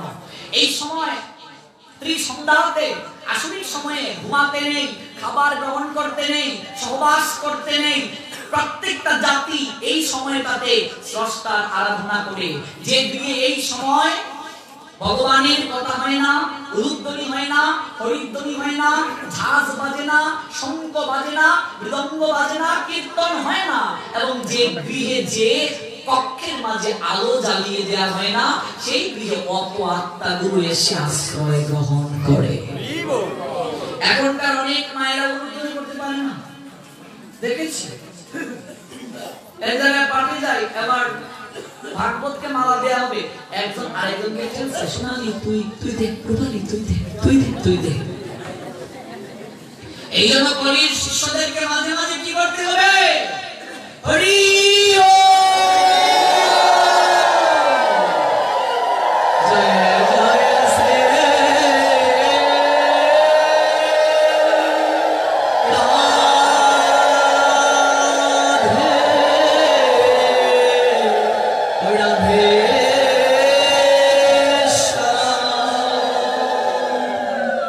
বলছিলাম সেই কথার কথা। শ্রী দুটো কেন আলোচনা হবে। শ্রী ম দ ভ গ ব দ গয় দুইকার তয়াকারে তা শ্রীমদ ভগবত গীতা। অর্থ এই প্রত্যেকটা অক্ষর দ্বারা কি বোঝানো হয়েছে? শ্রী শব্দের 25টা অর্থ রয়েছে। 25 গ্রন্থতে শেষ হবে না ব্যাখ্যা করা। প্রথম অর্থটা হচ্ছে সৌন্দর্য।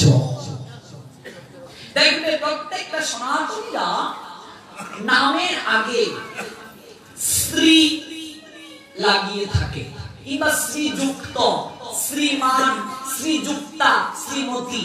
এখনকার বিয়ের কার্ডগুলোতে অনেক সময় দেখাও যায় না, কিন্তু আগেরকার বিয়ের কার্ডে দেখবে শ্রীমান, তারপর শ্রীমতী, শ্রীযুক্ত কিংবা শ্রীযুক্তা এরকম সম্বোধন করা হয়। তার পিছনে কিছু বিশেষ কারণ রয়েছে।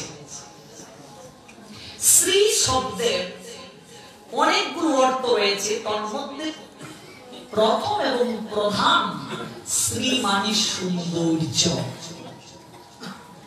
এই সনাতনীদের যত গ্রন্থ রয়েছে, কেবলমাত্র এই শ্রীমদ্ ভগবত গীতা, যে গীতাতে স্বয়ং ভগবান, পূর্ণ ভগবান, পরম ভগবান, সবার দুঃখ হারি জনার্দন ভগবান নিজের মুখে কথা বলেছেন। আর কোন শাস্ত্রে ভগবান নিজে কথা বলেন নাই। এই গীতা কতটা গুরুত্বপূর্ণ এই উদাহরণটার মাধ্যমে আমরা পরিষ্কার হব। মনে করুন এই 7 বর্গে, এই 7 বর্গের মাঝে রাধাকান্ত নামে একজন বসবাস করেন, রাধাকান্ত রায়। আপনি শুনেছেন রাধাকান্ত রায় 7 বর্গে আছেন, আপনার খুবই বিশেষ প্রয়োজন ওনার সঙ্গে দেখা করা। আপনি মাধবপুর দিকে আসলেন, 7 বর্গ বাজারে এসে জিজ্ঞেস করেন, দাদা আপনাদের 7 বর্গে রাধাকান্ত রায় কি বলুন তো, একটু ওনার সঙ্গে সাক্ষাৎ করবো, বিশেষ প্রয়োজন আছে। একজন বলেন এই দিকে যান, এই দিকে গিয়ে আপনি ওনার বাসা পাবেন। আপনি যেহেতু ছিলেন না, রাস্তায় আরেকজনকে জিজ্ঞেস করেন, দাদা বলুন তো ওই 7 বছর রাধাকান্ত দাদার বাড়িটা কোন দিকে? বলছেন, আরে আপনি এদিকে কেন আসলেন? ওইদিকে গেলে তো আপনি শীঘ্র করে তার কাছে পৌঁছে যেতে পারতেন। আচ্ছা, এসেই যেহেতু গিয়েছেন, তাহলে আপনি ওই দিকে গিয়ে তারপর বাম দিকে যাবেন, ওই জায়গায় গিয়ে কাউকে জিজ্ঞেস করবেন, আপনি সরাসরি রাধাকান্ত দাদার বাড়িটা পেয়ে যাবেন। কয়েকজনকে জিজ্ঞেস করছেন, জিজ্ঞেস করতে করতে ক্লান্ত হয়ে হাঁপিয়ে গেলেন রাস্তায়। এবারে করে কাতর হয়ে একজনকে বলছেন, দাদা একটা কথা বলবো, আমি সাগরবে রাধাকান্ত রায় মহাত্মার বাড়িতে যেতে চাচ্ছিলাম। এবার আমি তো বলছি কিছু জানি না, একজন বলছে এইদিকে যান, আর একজন বলছে এইদিকে গেলে তাড়াতাড়ি যেতে পারবেন। আচ্ছা বলুন তো আপনি অনুগ্রহ করে রাধাকান্ত রায় মহাত্মার বাড়িটা কোন দিকে? এবার উনি মুস্কি এসে বললেন, আরে আমার নামই তো রাধাকান্ত রায়। আচ্ছা বলুন তো রাধাকান্ত রায়ের বাড়ি যেতে আবার কোনো সমস্যা হবে? আমাদের অনেক শাস্ত্র রয়েছে, এক একজন বলছেন এই পথে যাও, যত মত তত পথ, এই পথে যাও, এই পথে গেলে তাড়াতাড়ি ভগবান কৃষ্ণকে পাবে, এই পথে গেলে সহজে পৌঁছে যেতে পারবে। আর ভগবান কৃষ্ণ গীতায় বলছেন, সর্বধর্মান পরিত্যাজ্য মামেকম শরণং ব্রজ। ওরে তুমি আমার কাছে আসো, আমি তোমাকে এইভাবে আসতে বলছি।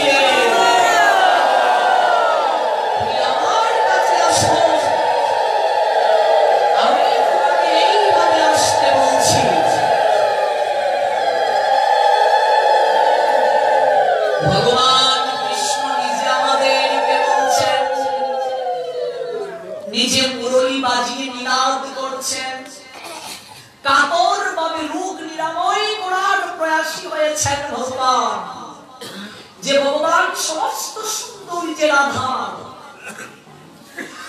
যে ভগবান নিজে কথা বলেছেন আর কোথাও ভগবান নিজে কথা বলেন নাই। এই জন্য এই স্ত্রী দ্বারা সৌন্দর্যকে বোঝানো হয়েছে। ভগবান কৃষ্ণই কেবল চির সুন্দর, সুন্দরেরও সুন্দর, সে যে সুন্দরেরও শিরোমণি। ভগবান কৃষ্ণের একটা নাম শিরোমণি, সুন্দরেরও শিরোমণি। মনে রাখবেন, ভগবান যিনি হবেন তিনি কখনো বৃদ্ধ হবেন না, তার কখনো দাড়ি গোঁফ গজাবে না। তিনি চির সুন্দর, ত্রিবঙ্গ ভঙ্গিমরু, বংশীদারী অপরূপ, রসময় গুণনিধিশালী, বর্ণ নব জলধর, শিরে শিখি পিচ্ছবর, অলকা তিলকা শোভা পায়, পরিধানে পীতবাস, বদনে মধুর হাস, কেন রূপ জগত মাতায়, ইন্দ্র নীলজিনী কৃষ্ণ রূপকানী, হেরিয়া কদম্ব মূলে, আমার মন উচ্চাটন নাচলে চরণ সখীরে, আমি সংসার গেলাম ভুলে।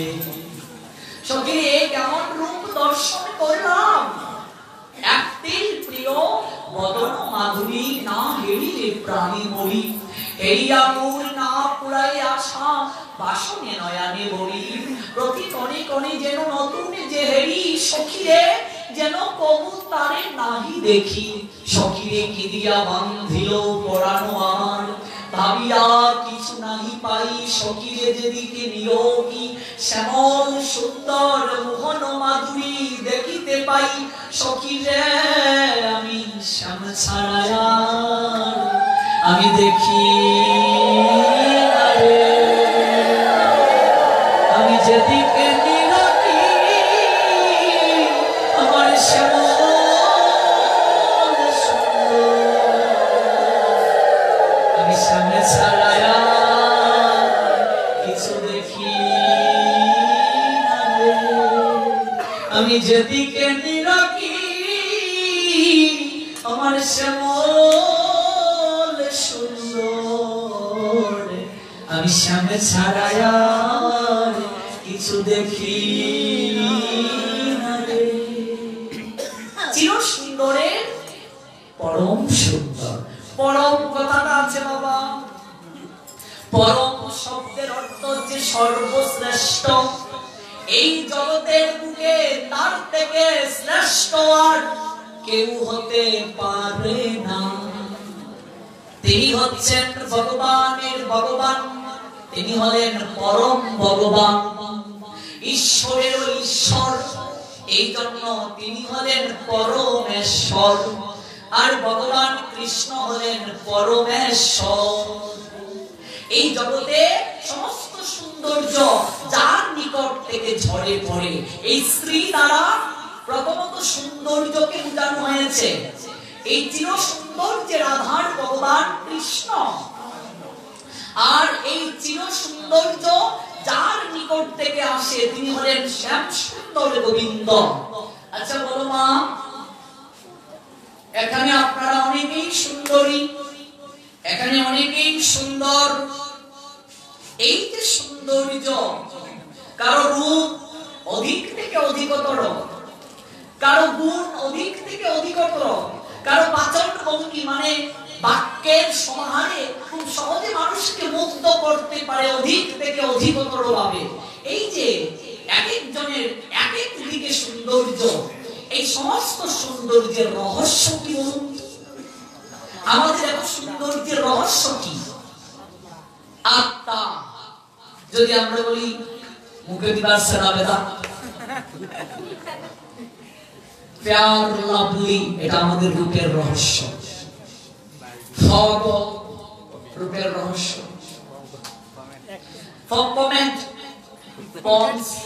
আরো কত চাঁদনি, কিছু কিছু দেখবেন অ্যাডভার্টাইজ দেয় 7 দিনে।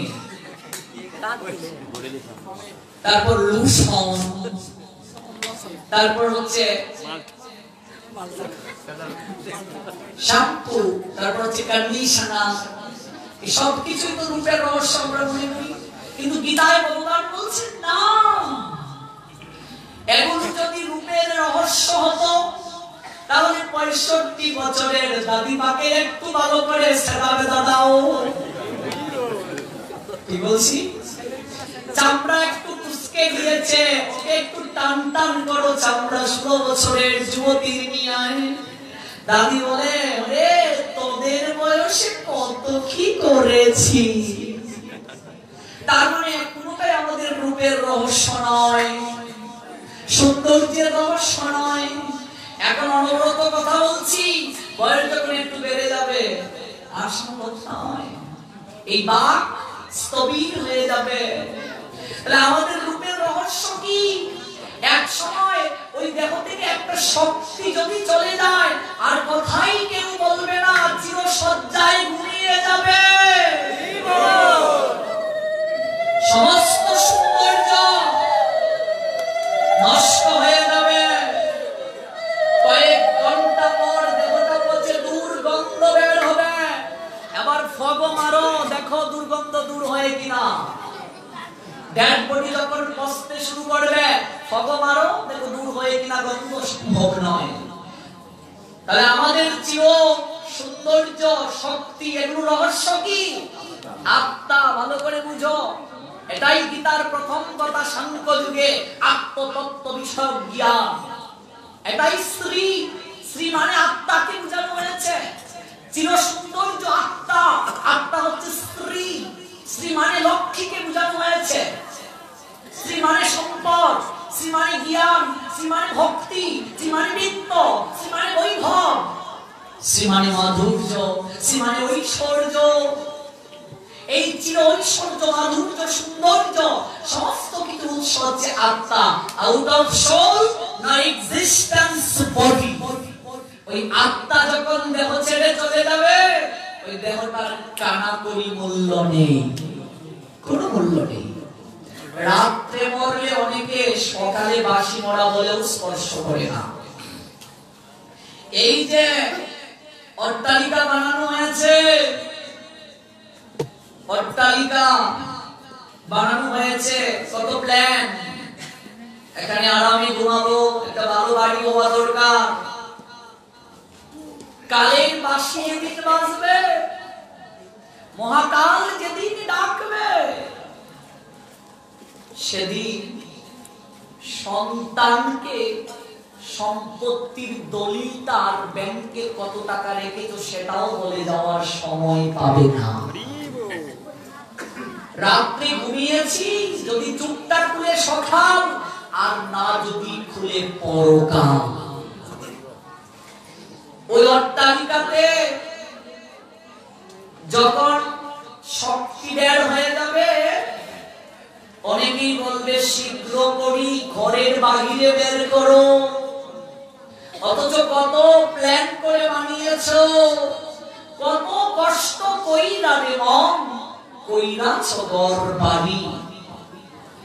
আগুনে পুড়বে না মাথা, দিবে বাঁশের বাড়ি। রইল রে তোর সাদের ঘর বাড়ি। কত কষ্ট কইরা রে মন, কইরাছ ঘর বাড়ি। আগুনে পুড়বে না মাথা, মারবে বাঁশের বাড়ি। রইল রে তোর সাদের ঘর বাড়ি। যে ছেলেটি প্রথম তোমায় ডেকেছিল পিতা শ্মশানে ঘাটে, সেই ছেলেটি ওরে জ্বালবে তোর চিতা। যে সন্তান জন্ম নেওয়ার পরে মুশকিল সবাইকে আনন্দ করে একটা নয় দুটা তিনটা চারটার প্রাণ হরণ করে খাওয়ালে, ওই সন্তানটাই তোমার মুখের মাঝে আগুন তুলে দেবে।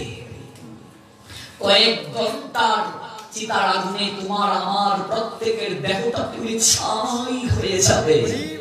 সমস্ত অহংকার বর্ষ হয়ে পড়ে থাকবে। বর্ষ ভেবেছ কখনো? বর্ষ হয়ে পড়ে থাকবে। রে ভাই বন্ধু তারা কেহ নয়া মরলে পরে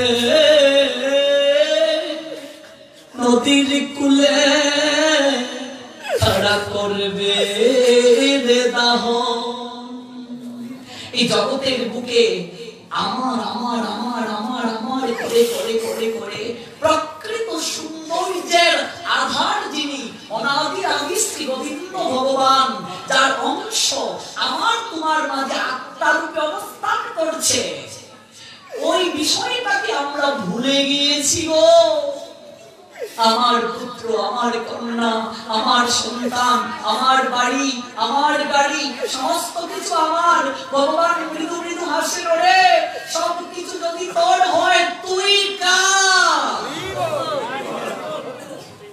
ভাগবত পড়ে দেখবে অবধূতের 24 শিক্ষাগুরু, তার মধ্যে একজন শিক্ষাগুরু হচ্ছে সাপ। সাপকে অবধূত প্রণাম দিয়ে বলছেন, হে সর্প, আমি তোমাকে শিক্ষাগুরু রূপে গ্রহণ করলাম। কেন গ্রহণ করলেন? সাপ দেখবে নিজের চর মানে শরীরটাকে পর্যন্ত কিছুদিন পর পর ত্যাগ করে। সাপ বুঝিয়ে দিয়ে ওরে জীব, এই সংসারে জন্মের পর থেকে মৃত্যুর পূর্ব পর্যন্ত সবচেয়ে বেশি তুমি সময় দিয়েছো এই শরীরটাকে। এই শরীরটাকে মরিয়ে বসিয়ে রাখতে রাখতে, ওই শরীরটার পুষ্টি সাধন করতে করতে তোমার গগনে বেলা যে পূর্ব আকাশ থেকে পশ্চিম আকাশে ধরে পড়লো, একদিনও তুমি বুঝতে পারলে না।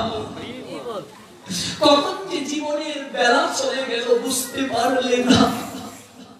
ওরে এই শরীরটাই শেষের দিনে তোমার সঙ্গে বিশ্বাসঘাতকতা করবে। ওই শরীরটাই তোমার সঙ্গে বিশ্বাসঘাতকতা করবে। আর যাদের জন্য দিন থেকে রাত পর্যন্ত ভূতের মতো পরিশ্রম করেছ, আমি চলে যাওয়ার পর আমার ছেলে কি করে থাকবে, আমার বউ কি করে থাকবে, আমার মেয়ে কি করে থাকবে, ওদেরও তো প্রয়োজন একটা ব্যবস্থা করা। কিন্তু অতি প্রয়োজন, একেবারে একাই কেবল প্রয়োজন, ভগবানকে বাদ দিয়ে তুমি করেছো সারাটা জীবন। তারা কি ভাববে জানো? তারা একদিন কাঁদবে, দুদিন কাঁদবে, 3 দিন পর আর তারা কাঁদবে না। মরলে একদিন কাঁদবে, দুদিন কাঁদবে, তিন দিন মোরা কাঁদবে না রে। দিনে দিনে মাসও যাবে, মাসে মাসে বছর যে, ওরে এমন একদিন সময় আসবে ভুল করেও কেউ তোমার নামটি এই ভবে আর স্মরণ করবে না। সময়ের পরিক্রমায় সংসার নামক নাট্যমঞ্চে অভিনয় করতে করতে যেদিন তোমার মহাপ্রস্থান হবে, হারিয়ে যাবে তুমি শ্বাস ধরে গিয়ে, আর তুই তোমাকে কেউ পাবে না, ওই ভবের রত্না করে ডুবে যাবে তুমি, সাঁতার কেটে কোন কিনারা পাবে না। যাদেরকে তুমি সারাটা জীবন সময় দিয়ে নিজের জন্য কিছু করলে না, দস্যু হত্যা করতে ব্রহ্মা নারদ বলেছিলেন, ওরে দস্যু তুই বলছিস ওই মানুষকে মেরে অর্থ সম্পদ লুণ্ঠন করে তুই পরিবারের ভরণ পোষণ করিস, পরিবারে তোর মা আছে, বাবা আছে, বউ আছে, ওরে দস্যু সারাটা জীবন পরিবারের জন্য করছিস, একবার কি ভেবেছিস সারাটা জীবনের মাঝে নিজের জন্য কি করলে? নিজের জন্য কি করলে মা? একটা ব্যবসায়ী সন্ধ্যার সময় দোকানে তার ব্যবসা হিসাব নিকাশ করে আজকে কত টাকা কেনা বেচা হলো, জীবনের হিসাব নিকাশ কি কোনদিন করেছি বাবা? কোনদিন করেছি? আমার বয়স যে 50 হয়ে গেল, কি করলাম? হয়তো আর 10 বছর বাঁচতে পারি, 60 বছর হয়ে গেলে হয়তো আর 5 কিংবা 20 বছর বাঁচতে পারি, কিংবা ভগবান চাইলে এখনই বলো হরি হরি বল হয়ে যেতে পারে। কি করলে? নিজের জন্য। এই বাড়িটা নিজের জন্য, তাহলে মরার সঙ্গে সঙ্গে বের করে দিচ্ছে কেন? ছেলেটাকে ডাক্তার বানিয়েছো নিজের জন্য, তাহলে তোমার যদি অসুখ হয় ছেলেটা ঔষধ খাও, তোমাকে কেন খেতে হয়? নিজের জন্য কি করলে মা? দস্যু রত্নাকর বলছে তাহলে পরিবারের সবার জন্য যে করলাম ওরা কি আমার নিজের জন্য? ব্রহ্মা নারদ বলছেন জিজ্ঞেস দিয়ে কর, ওরা তো নিজের কিনা। জিজ্ঞেস করে আয়, ওই যে পাপ করছিস ওই পাপের ভাগ তোর মা বাবা কিংবা স্ত্রী নেই কিনা, জিজ্ঞেস করে আয়। রত্নাকর বলছে ওরা আমার নিজের না, ওরা আমার আপনার জন্য। এ কি কথা বলছেন? ওরা আমার আপনার না, যা জিজ্ঞেস করে আয়। যেমন মুনি রত্নাকরের বাবা প্রণাম দিয়ে বলছেন পিতাশ্রী, দুজন সন্ন্যাসী বললেন মানুষ মেরে অর্থ সম্পদ দিয়ে আমি লুণ্ঠন করে এনে আপনাদের ভরণ পোষণ করাচ্ছি, তাদের আমার পাপ হচ্ছে। যদি পাপ হয় পিতা আপনি কি আমার পাপ নেবেন না? যেমন মুনি বললেন পুত্র তুমি যখন ছোট ছিলে আমি তোমাকে ভরণ পোষণ করিয়েছি। প্রত্যেকটা পিতা মাতা বৃদ্ধ বয়সে সন্তান সম হয়ে যায়, মা মেয়ে হয়ে যায় গো, বাবা ছেলে হয়, আর আমরা পুত্র কন্যা বৃদ্ধ বয়সে পিতা মাতাকে ছেলে আর মেয়ের মতো অভিভাবক রূপে লালন পালন করি। এটাই সংসারের নিয়ম। পুত্র আমি এখন বৃদ্ধ, তোমার পুত্র সম, তোমার দায়িত্ব আমাকে ভরণ পোষণ করা। পুত্র আমি কি কখনো তোমায় বলেছি তুমি বিপদে গিয়ে কুপথে গিয়ে অসত্যের পথে গিয়ে আমার ভরণ পোষণ করো? আমি তো বলিনি পুত্র। হ্যাঁ, আমি তোমার পাপের ভাগ নিতে কেন যাব? আষাঢ় কি মাটিতে পড়লেন রত্নাকর, পিতা আপনি আমার পাপের ভাগ নেবেন না? তাহলে আমি সারাটা জীবন এত অন্যায় করলাম, মানুষ মেরে অর্থ সম্পদ লুণ্ঠন করলাম, পরিবারকে আপনার ভাবলাম, আপনাকে আমার সবচেয়ে আপনার জন্য ভাবলাম, আপনি আমার পাপের ভাগ নেবেন না? যেমন উনি অত্যন্ত জ্ঞানী ছিলেন, বলছে পুত্র সংসার নাট্যমঞ্চে অভিনয় করতে এসে আমরা বাবা পেয়েছি, মা পেয়েছি, ভাই বোন পেয়েছি, যেদিন শেষ হয়ে যাবে পুত্র, সেদিন কেউ কারো সঙ্গে যাবে না। শঙ্করাচার্য বলে উঠছেন, ওরে ঘুমন্ত জীব, জেনে রাখো, খেতব কান্তা কেতব কুমার, অতীব বিচিত্র এই মায়ার সংসার। কেতব কান্তা, কান্তা মানে মেয়ে, তোমার মেয়েকে, আর কুমার মানে ছেলে, ছেলেইকে। সংসার বড় বিচিত্র গো, কোথা হতে আসিয়াছ তুমি বা কাহার, ভাব করো বা এই তত্ত্বসার। তুমি কে, তুমি কোথা থেকে এলে, তুমি যাবে কোথায়, সংসারে দুঃখ চাও না, কেন দুঃখ পেতে হয়? এই বিষয়গুলো জানার জন্য এই মনুষ্য দেহ ভগবান তোমাকে দিয়েছে। পুত্র, পাপের ভাগ তো কেউ নিতে পারে না। দোষ রত্নাকরের মাথায় যেন আকাশটা ভেঙে পড়লো। এই কি, আমি কোথায় ছিলাম? মায়ের কাছে যাই, যে 10 মাস 10 দিন আমাকে গর্ভে রাখলো, লালন পালন করলো, প্রসব বেদনা সহ্য করে আমাকে এই ধরনীতে আনলো। মাকে প্রণাম দিয়ে বলেন, মা, ও মা। দুজন সন্ন্যাসী বললেন, আমি মানুষ মেরে অর্থ সম্পদ এনে তোমাদেরকে ভরণ পোষণ করি, তাতে নাকি আমার পাপ হয় মা? ও মা, তাতে যদি আমার পাপ হয়, তুমি কি আমার পাপের ভাগ নেবে না? মা কান্না জড়িত কণ্ঠে বললেন, পুত্র, আমি তোমার পাপের ভাগ নেওয়ার যদি ব্যবস্থা থাকতো পুত্র, আমি তোর পাপের ভাগ নিতাম। কিন্তু পুত্র, এই জগতে কারো পাপ কেউ নিতে পারে না, কারো পাপ কেউ নিতে পারে না। না পুত্র, সংসারে সবাই একসঙ্গে মিলেমিশে আমরা আছি। এটা অতিথিশালায় বেড়ানোর মতো, ভাড়াটিয়া বাড়ির মতো গো। মালিকের যতদিন ভালো লাগলো তোমাকে রাখবে, যেদিন বলবে আগামী মাস থেকে বাসা খালি করো, তোমার অর্ডার মানতে বাধ্য থাকতে হবে। আমরা ভাড়াটিয়া বাড়িতে বেড়াতে এসেছি, আর অজ্ঞানতা মূর্খতার বশবর্তী হয়ে নিজেকে মালিক বলে দাবি করছি। এটাই আমাদের ভুল, এটাই আমাদের মূর্খতা। ওই মূর্খতাকে ভাঙানোর জন্য গীতায় ভগবান উপদেশ দিলেন প্রথমে 2য় অধ্যায়ে, নিজের পরিচয়ের কথা অর্জুনকে উদ্দেশ্য করে দিলেন। তোমার প্রকৃত পরিচয় তুমি আগে জানো, তোমার প্রকৃত শ্রী কোথায় এটা আগে জানার চেষ্টা করো। মা বলছেন, রত্নাকরের পুত্র, জগতে কে কারো সঙ্গে যায় না। বৈষ্ণব কবি আর রত্নাকরের মতো এরকম ভাবাতুর যারা, যারা সংসারকে আপনার ভেবে দিন থেকে রাত পর্যন্ত অপকর্ম কুকর্ম করে যাচ্ছিল, তাদের হৃদয়কে অনুধান করে বাকি সংসারী জীবদেরকে সচেতন করার জন্য বৈষ্ণব কবি আপন সুরে গাইলেন, সেদিন একা একা উড়ে যেতে হবে, উড়িয়ে সংসার তো চলো না মইবে,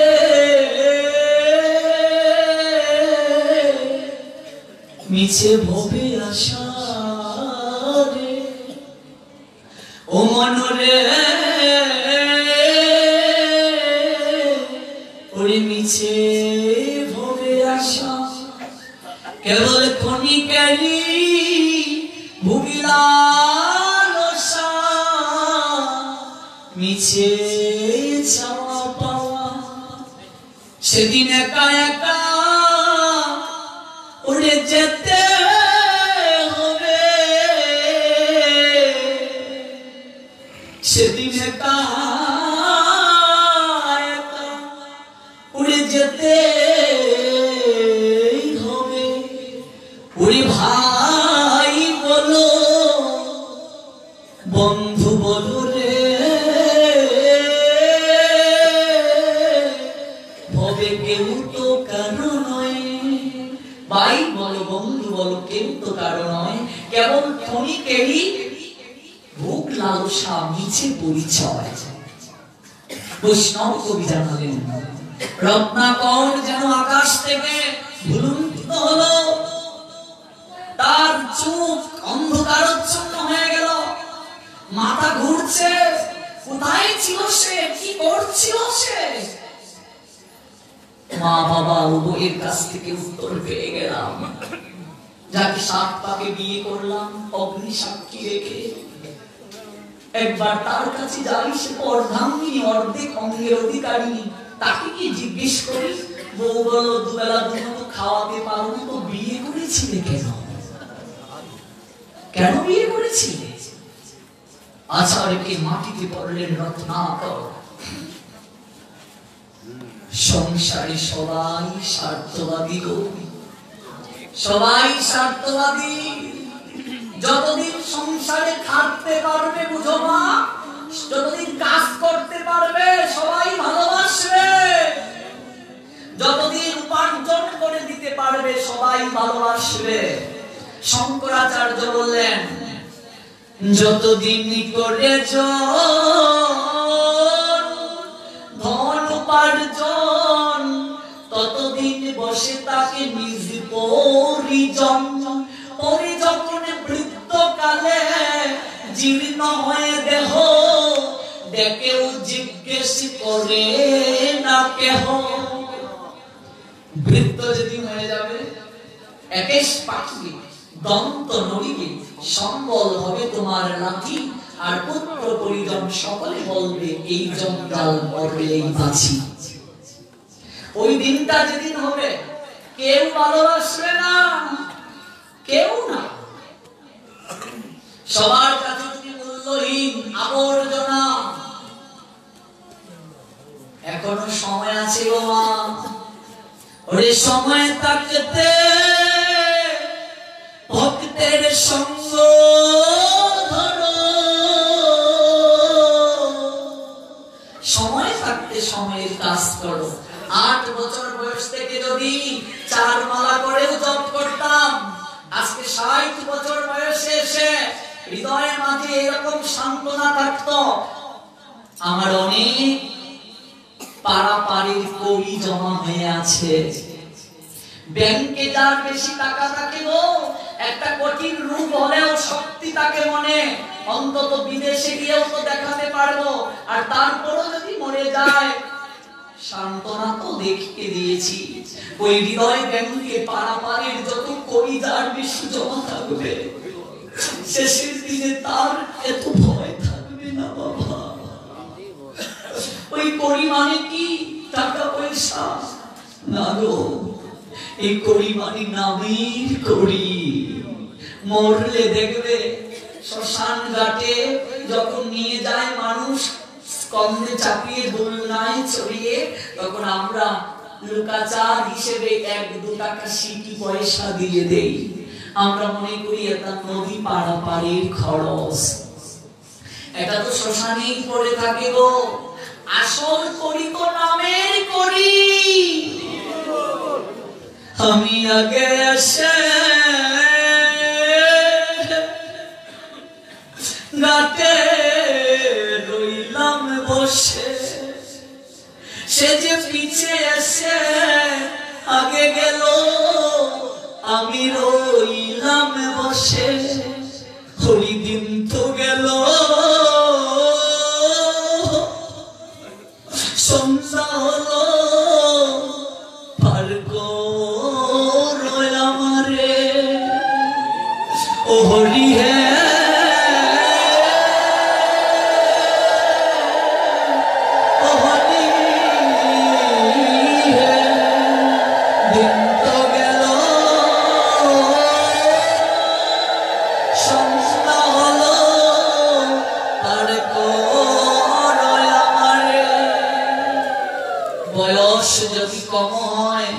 পারাপারের কলি যদি হাতে থাকে, সে আমার আগে পার হয়ে চলে যাবে।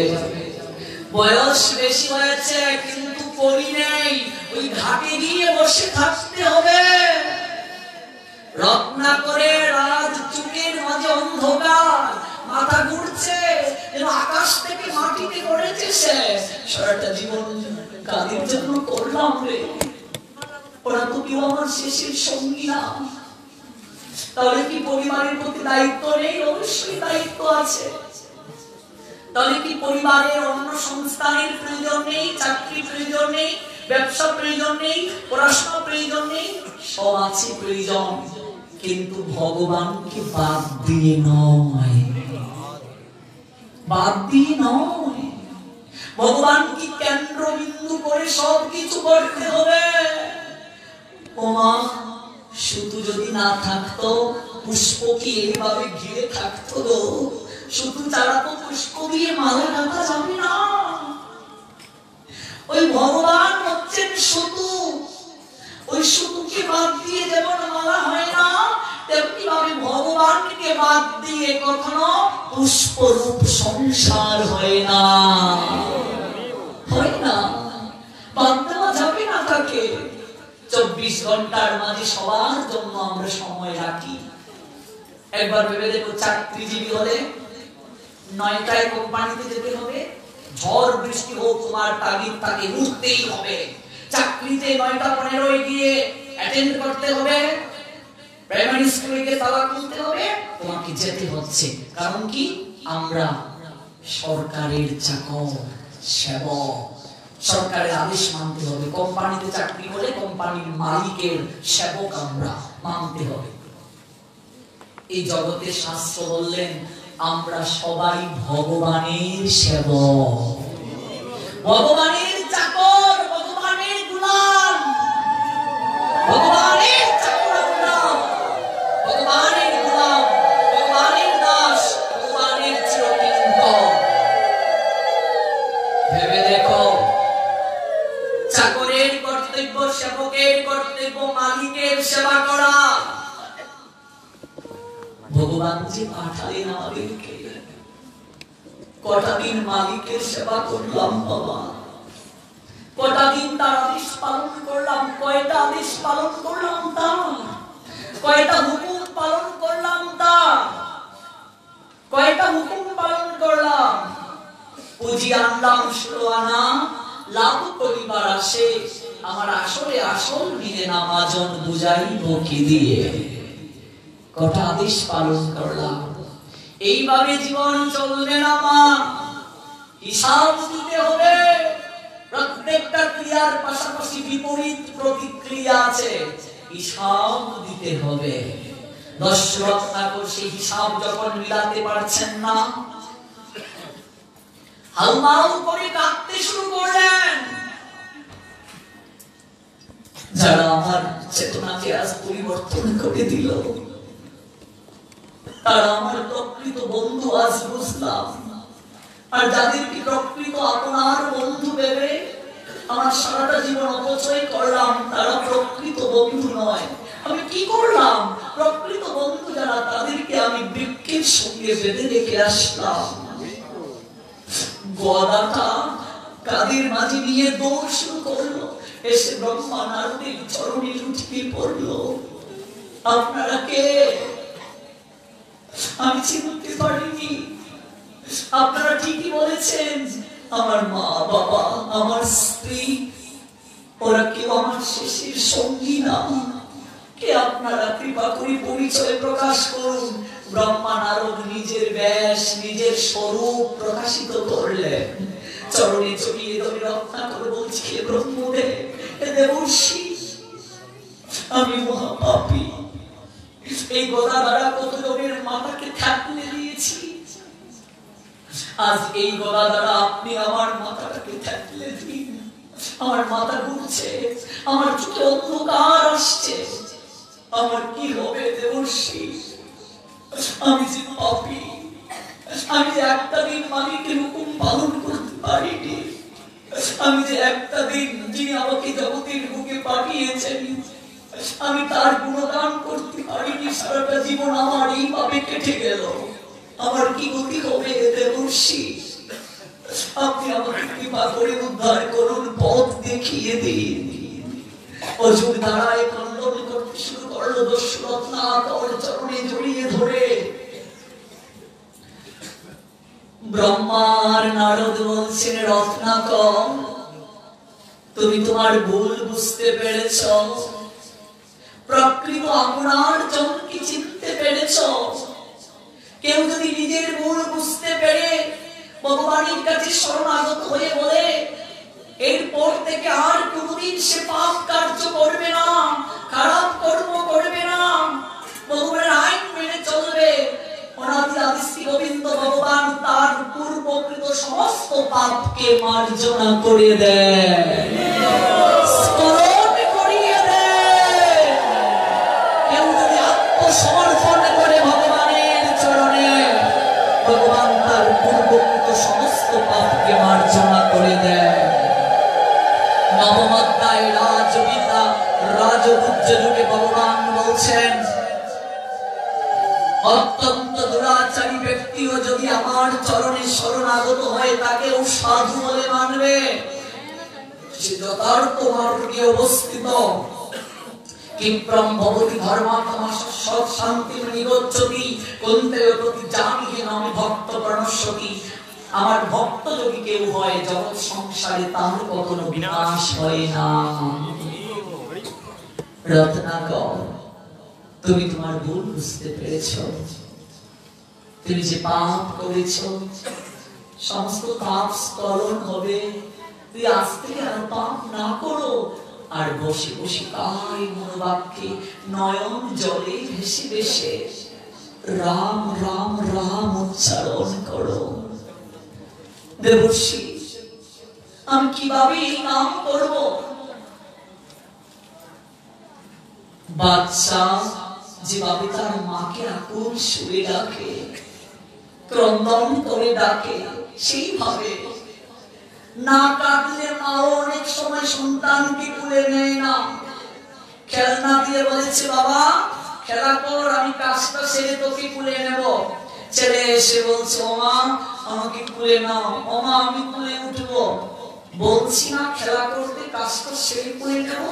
আবার ছেলে যদি কান্না শুরু করে, মা হাতের কাজ ফেলে দৌড়ে আসে, বাবা কান্না করিস না, কুলে আয় কুলে। না কাঁদলে অনেক সময় মাও কুলে নেয় না। রত্নাকর এমন করে ডাকবে, কান্না জড়িত কণ্ঠে আকুল শুনে দেখবে তোমার সমস্ত পাপ স্খলিত হয়ে ভগবান তোমাকে বুকে টেনে নেবে। রত্নাকরকে বলছেন ব্রহ্মা নারদ রাম রাম রাম উচ্চারণ করতে। এতটা পাপ করেছে রত্নাকর, পাপে পাপে তার জিহ্বা আড়ষ্ট হয়ে গেছিল। বলছিলাম আলোচনার শুরুতে, এই জিহ্বার কাজ হচ্ছে ভগবানের নাম নেওয়া, কৃষ্ণ প্রসাদ গ্রহণ। রত্নাকরের জিহ্বা আড়ষ্ট হয়ে গেছে পাপে, ওই জিহ্বা দ্বারা রাম রাম উচ্চারিত হয় না। ব্রহ্মা ভাবছেন এ তো অনেক বড় পাপী, অভ্যাস করু। এই যে গুরুদেব জপমালা দিয়েছেন কেন? অভ্যাসের জন্য। কেউ 16 মালা, কেউ 8 মালা, কেউ 4 মালা করে, এগুলো কেন? অভ্যাসের জন্য এগুলো করা হয়। অভ্যাস না করলে শেষের দিনে মুখে ভগবানের নাম আসবে না। গীতায় 18টা অধ্যায়ের মাঝে একটা অধ্যায়ের নাম অভ্যাস যোগ। ক্রমশ অভ্যাস এবং বৈরাগ্যের দ্বারা চঞ্চল মনকেও বশীভূত করা যায়। এবার ব্রহ্মা নারদ দেখলেন ওকে অভ্যাস প্রক্রিয়া দেওয়া দরকার। বলছেন রাম রাম যদি উচ্চারণ করতে না পারো, মরা মরা উচ্চারণ করো। দেখবেন মরা মরা যত স্পিডে বলা হয়, রাম আসে মরা মরা মরা মরা মরা মরা মরা মরা মরা মরা মরা মরা মরা। রাম এক সময় আসবে, ওই মরা মরা মরা মরা মরা মরা মরা মরা মরা মরা জপ করতে শুরু করলো। করতে করতে করতে চপিতে চপিতে হবে প্রেম অঙ্কুর। একদিন জিহ্বায় রাম রাম রাম উচ্চারিত হলো। ওই রাম নামে সমস্ত অপরাধ, সমস্ত পাপ ধুয়ে মুছে পরিষ্কার হয়ে গেল, পরিষ্কার হয়ে গেল।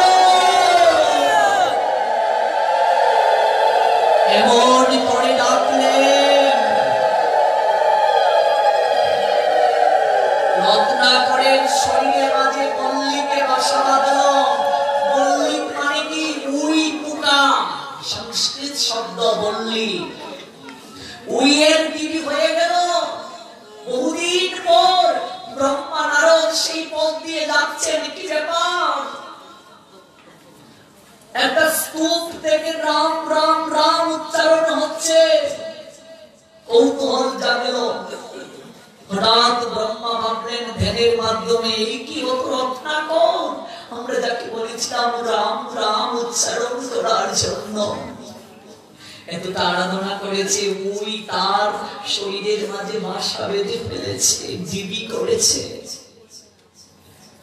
ইন্দ্র দেবতাকে স্মরণ করলেন আর বরুণ দেবতাকে। বৃষ্টি হলো, ধুয়ে মুছে পরিষ্কার হলো। 7 দিন 7 রাত বৃষ্টি। ওই বল্লিক থেকে নবজন্ম হলো রত্নাকরে। ব্রহ্মা মাংসের সৃজন করলেন। ওই বল্লিক থেকে রত্নাকরের নবজন্ম হয়েছে বলে তার নাম হলো বাল্মীকি। বল্লিক থেকে নবজন্ম হয়েছে, বল্লিকের স্তূপ থেকে নবজন্ম হয়েছে বলে তার নাম হলো বাল্মীকি।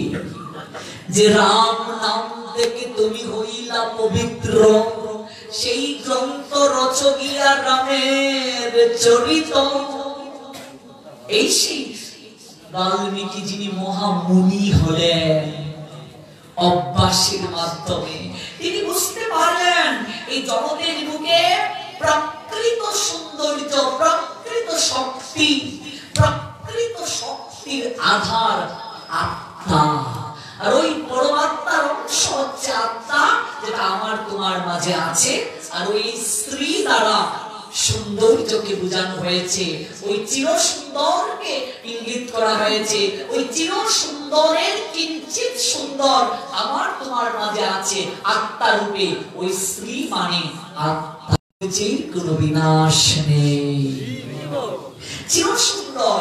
ওই দেহটা নষ্ট হয়ে যায়, আমরা বলি সে কত সুন্দরী, সে কত সুন্দর, কিন্তু বয়সের বারে সমস্ত সৌন্দর্য নষ্ট হয়ে যায়। কিন্তু ভগবানের যে সৌন্দর্য, ওই সৌন্দর্য কখনো নষ্ট হয় না, চির সুন্দর। আত্মা সৌন্দর্যের রহস্য।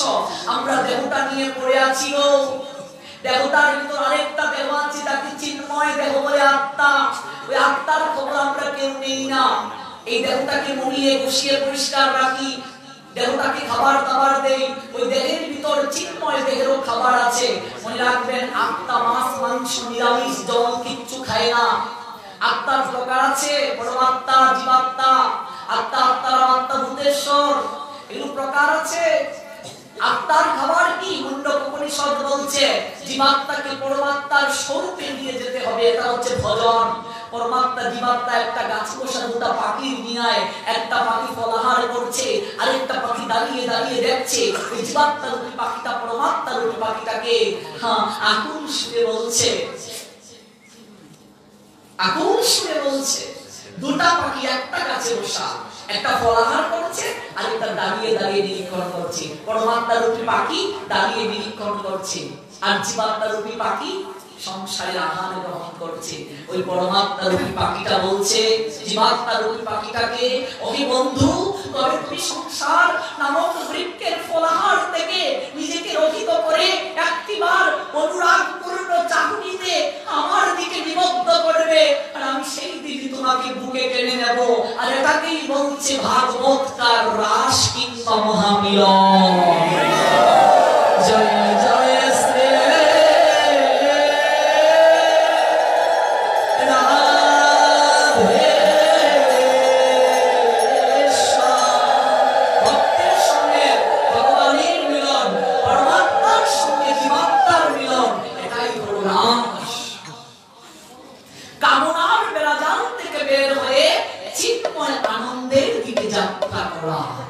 এই চিন্ময় আনন্দ কে প্রদান করে?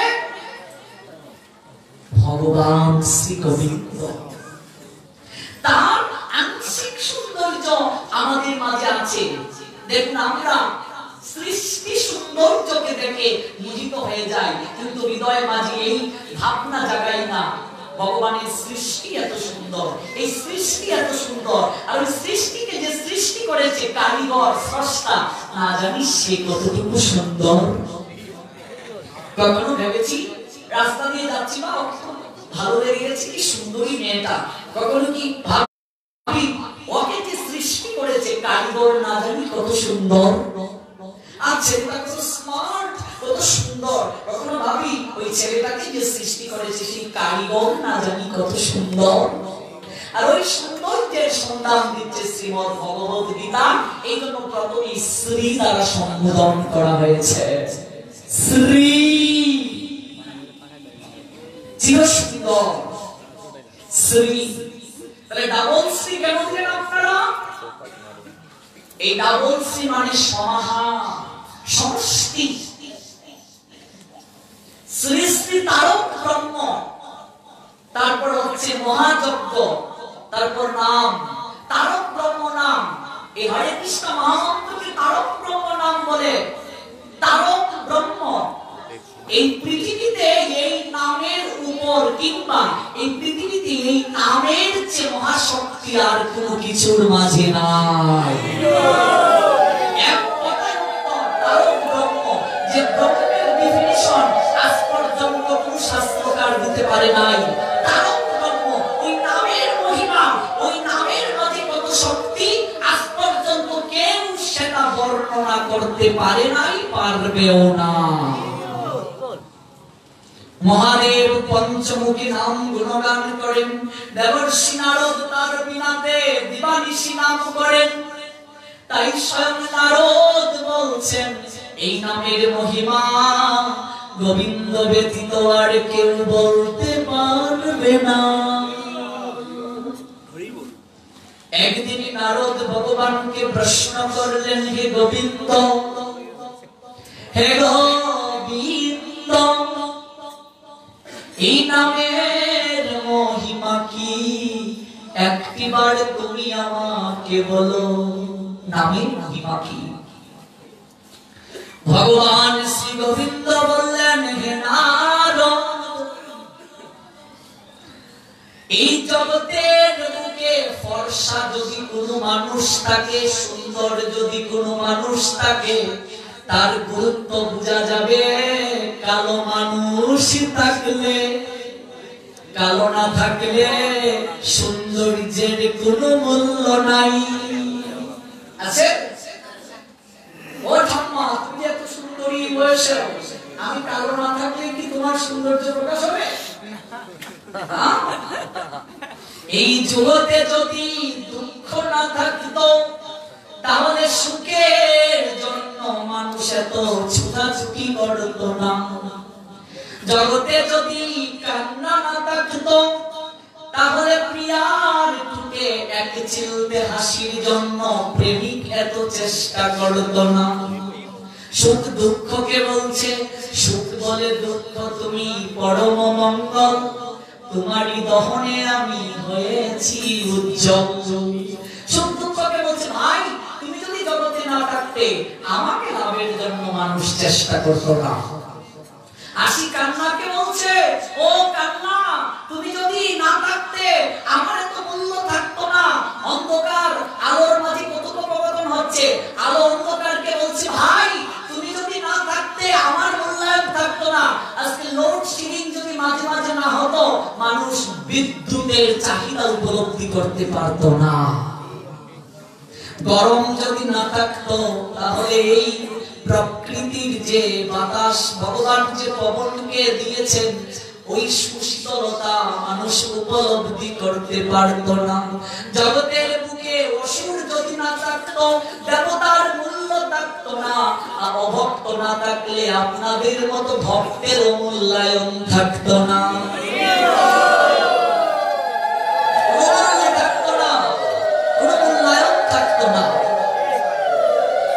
এই জন্য ভগবান ভাবলেন দেবর্ষি নারদের উত্তরে, হে নারদ, এই নামের মহিমা যদি তোমার উপলব্ধি হতে হয়, একবার নরক তুমি ঘুরে আসো। একবার নরক ঘুরে আসো, ওই জায়গা থেকে ঘুরে আসার পর আমি তোমাকে মহিমা বলবো। ভগবান নারদকে বললেন, আর নারদ মনে মনে ভাবছেন এই মহিমা জানতে গেলে নরক কেন আমাকে ঘুরে আসতে হবে। আমাকে ভগবান অপেক্ষায় রাখলেন, আর অপেক্ষা তো বড়ই কষ্টকর, তবে কিছু কিছু অপেক্ষা ভালো। অপেক্ষা না হলে সুবিষ্টতা উপলব্ধি হয় না।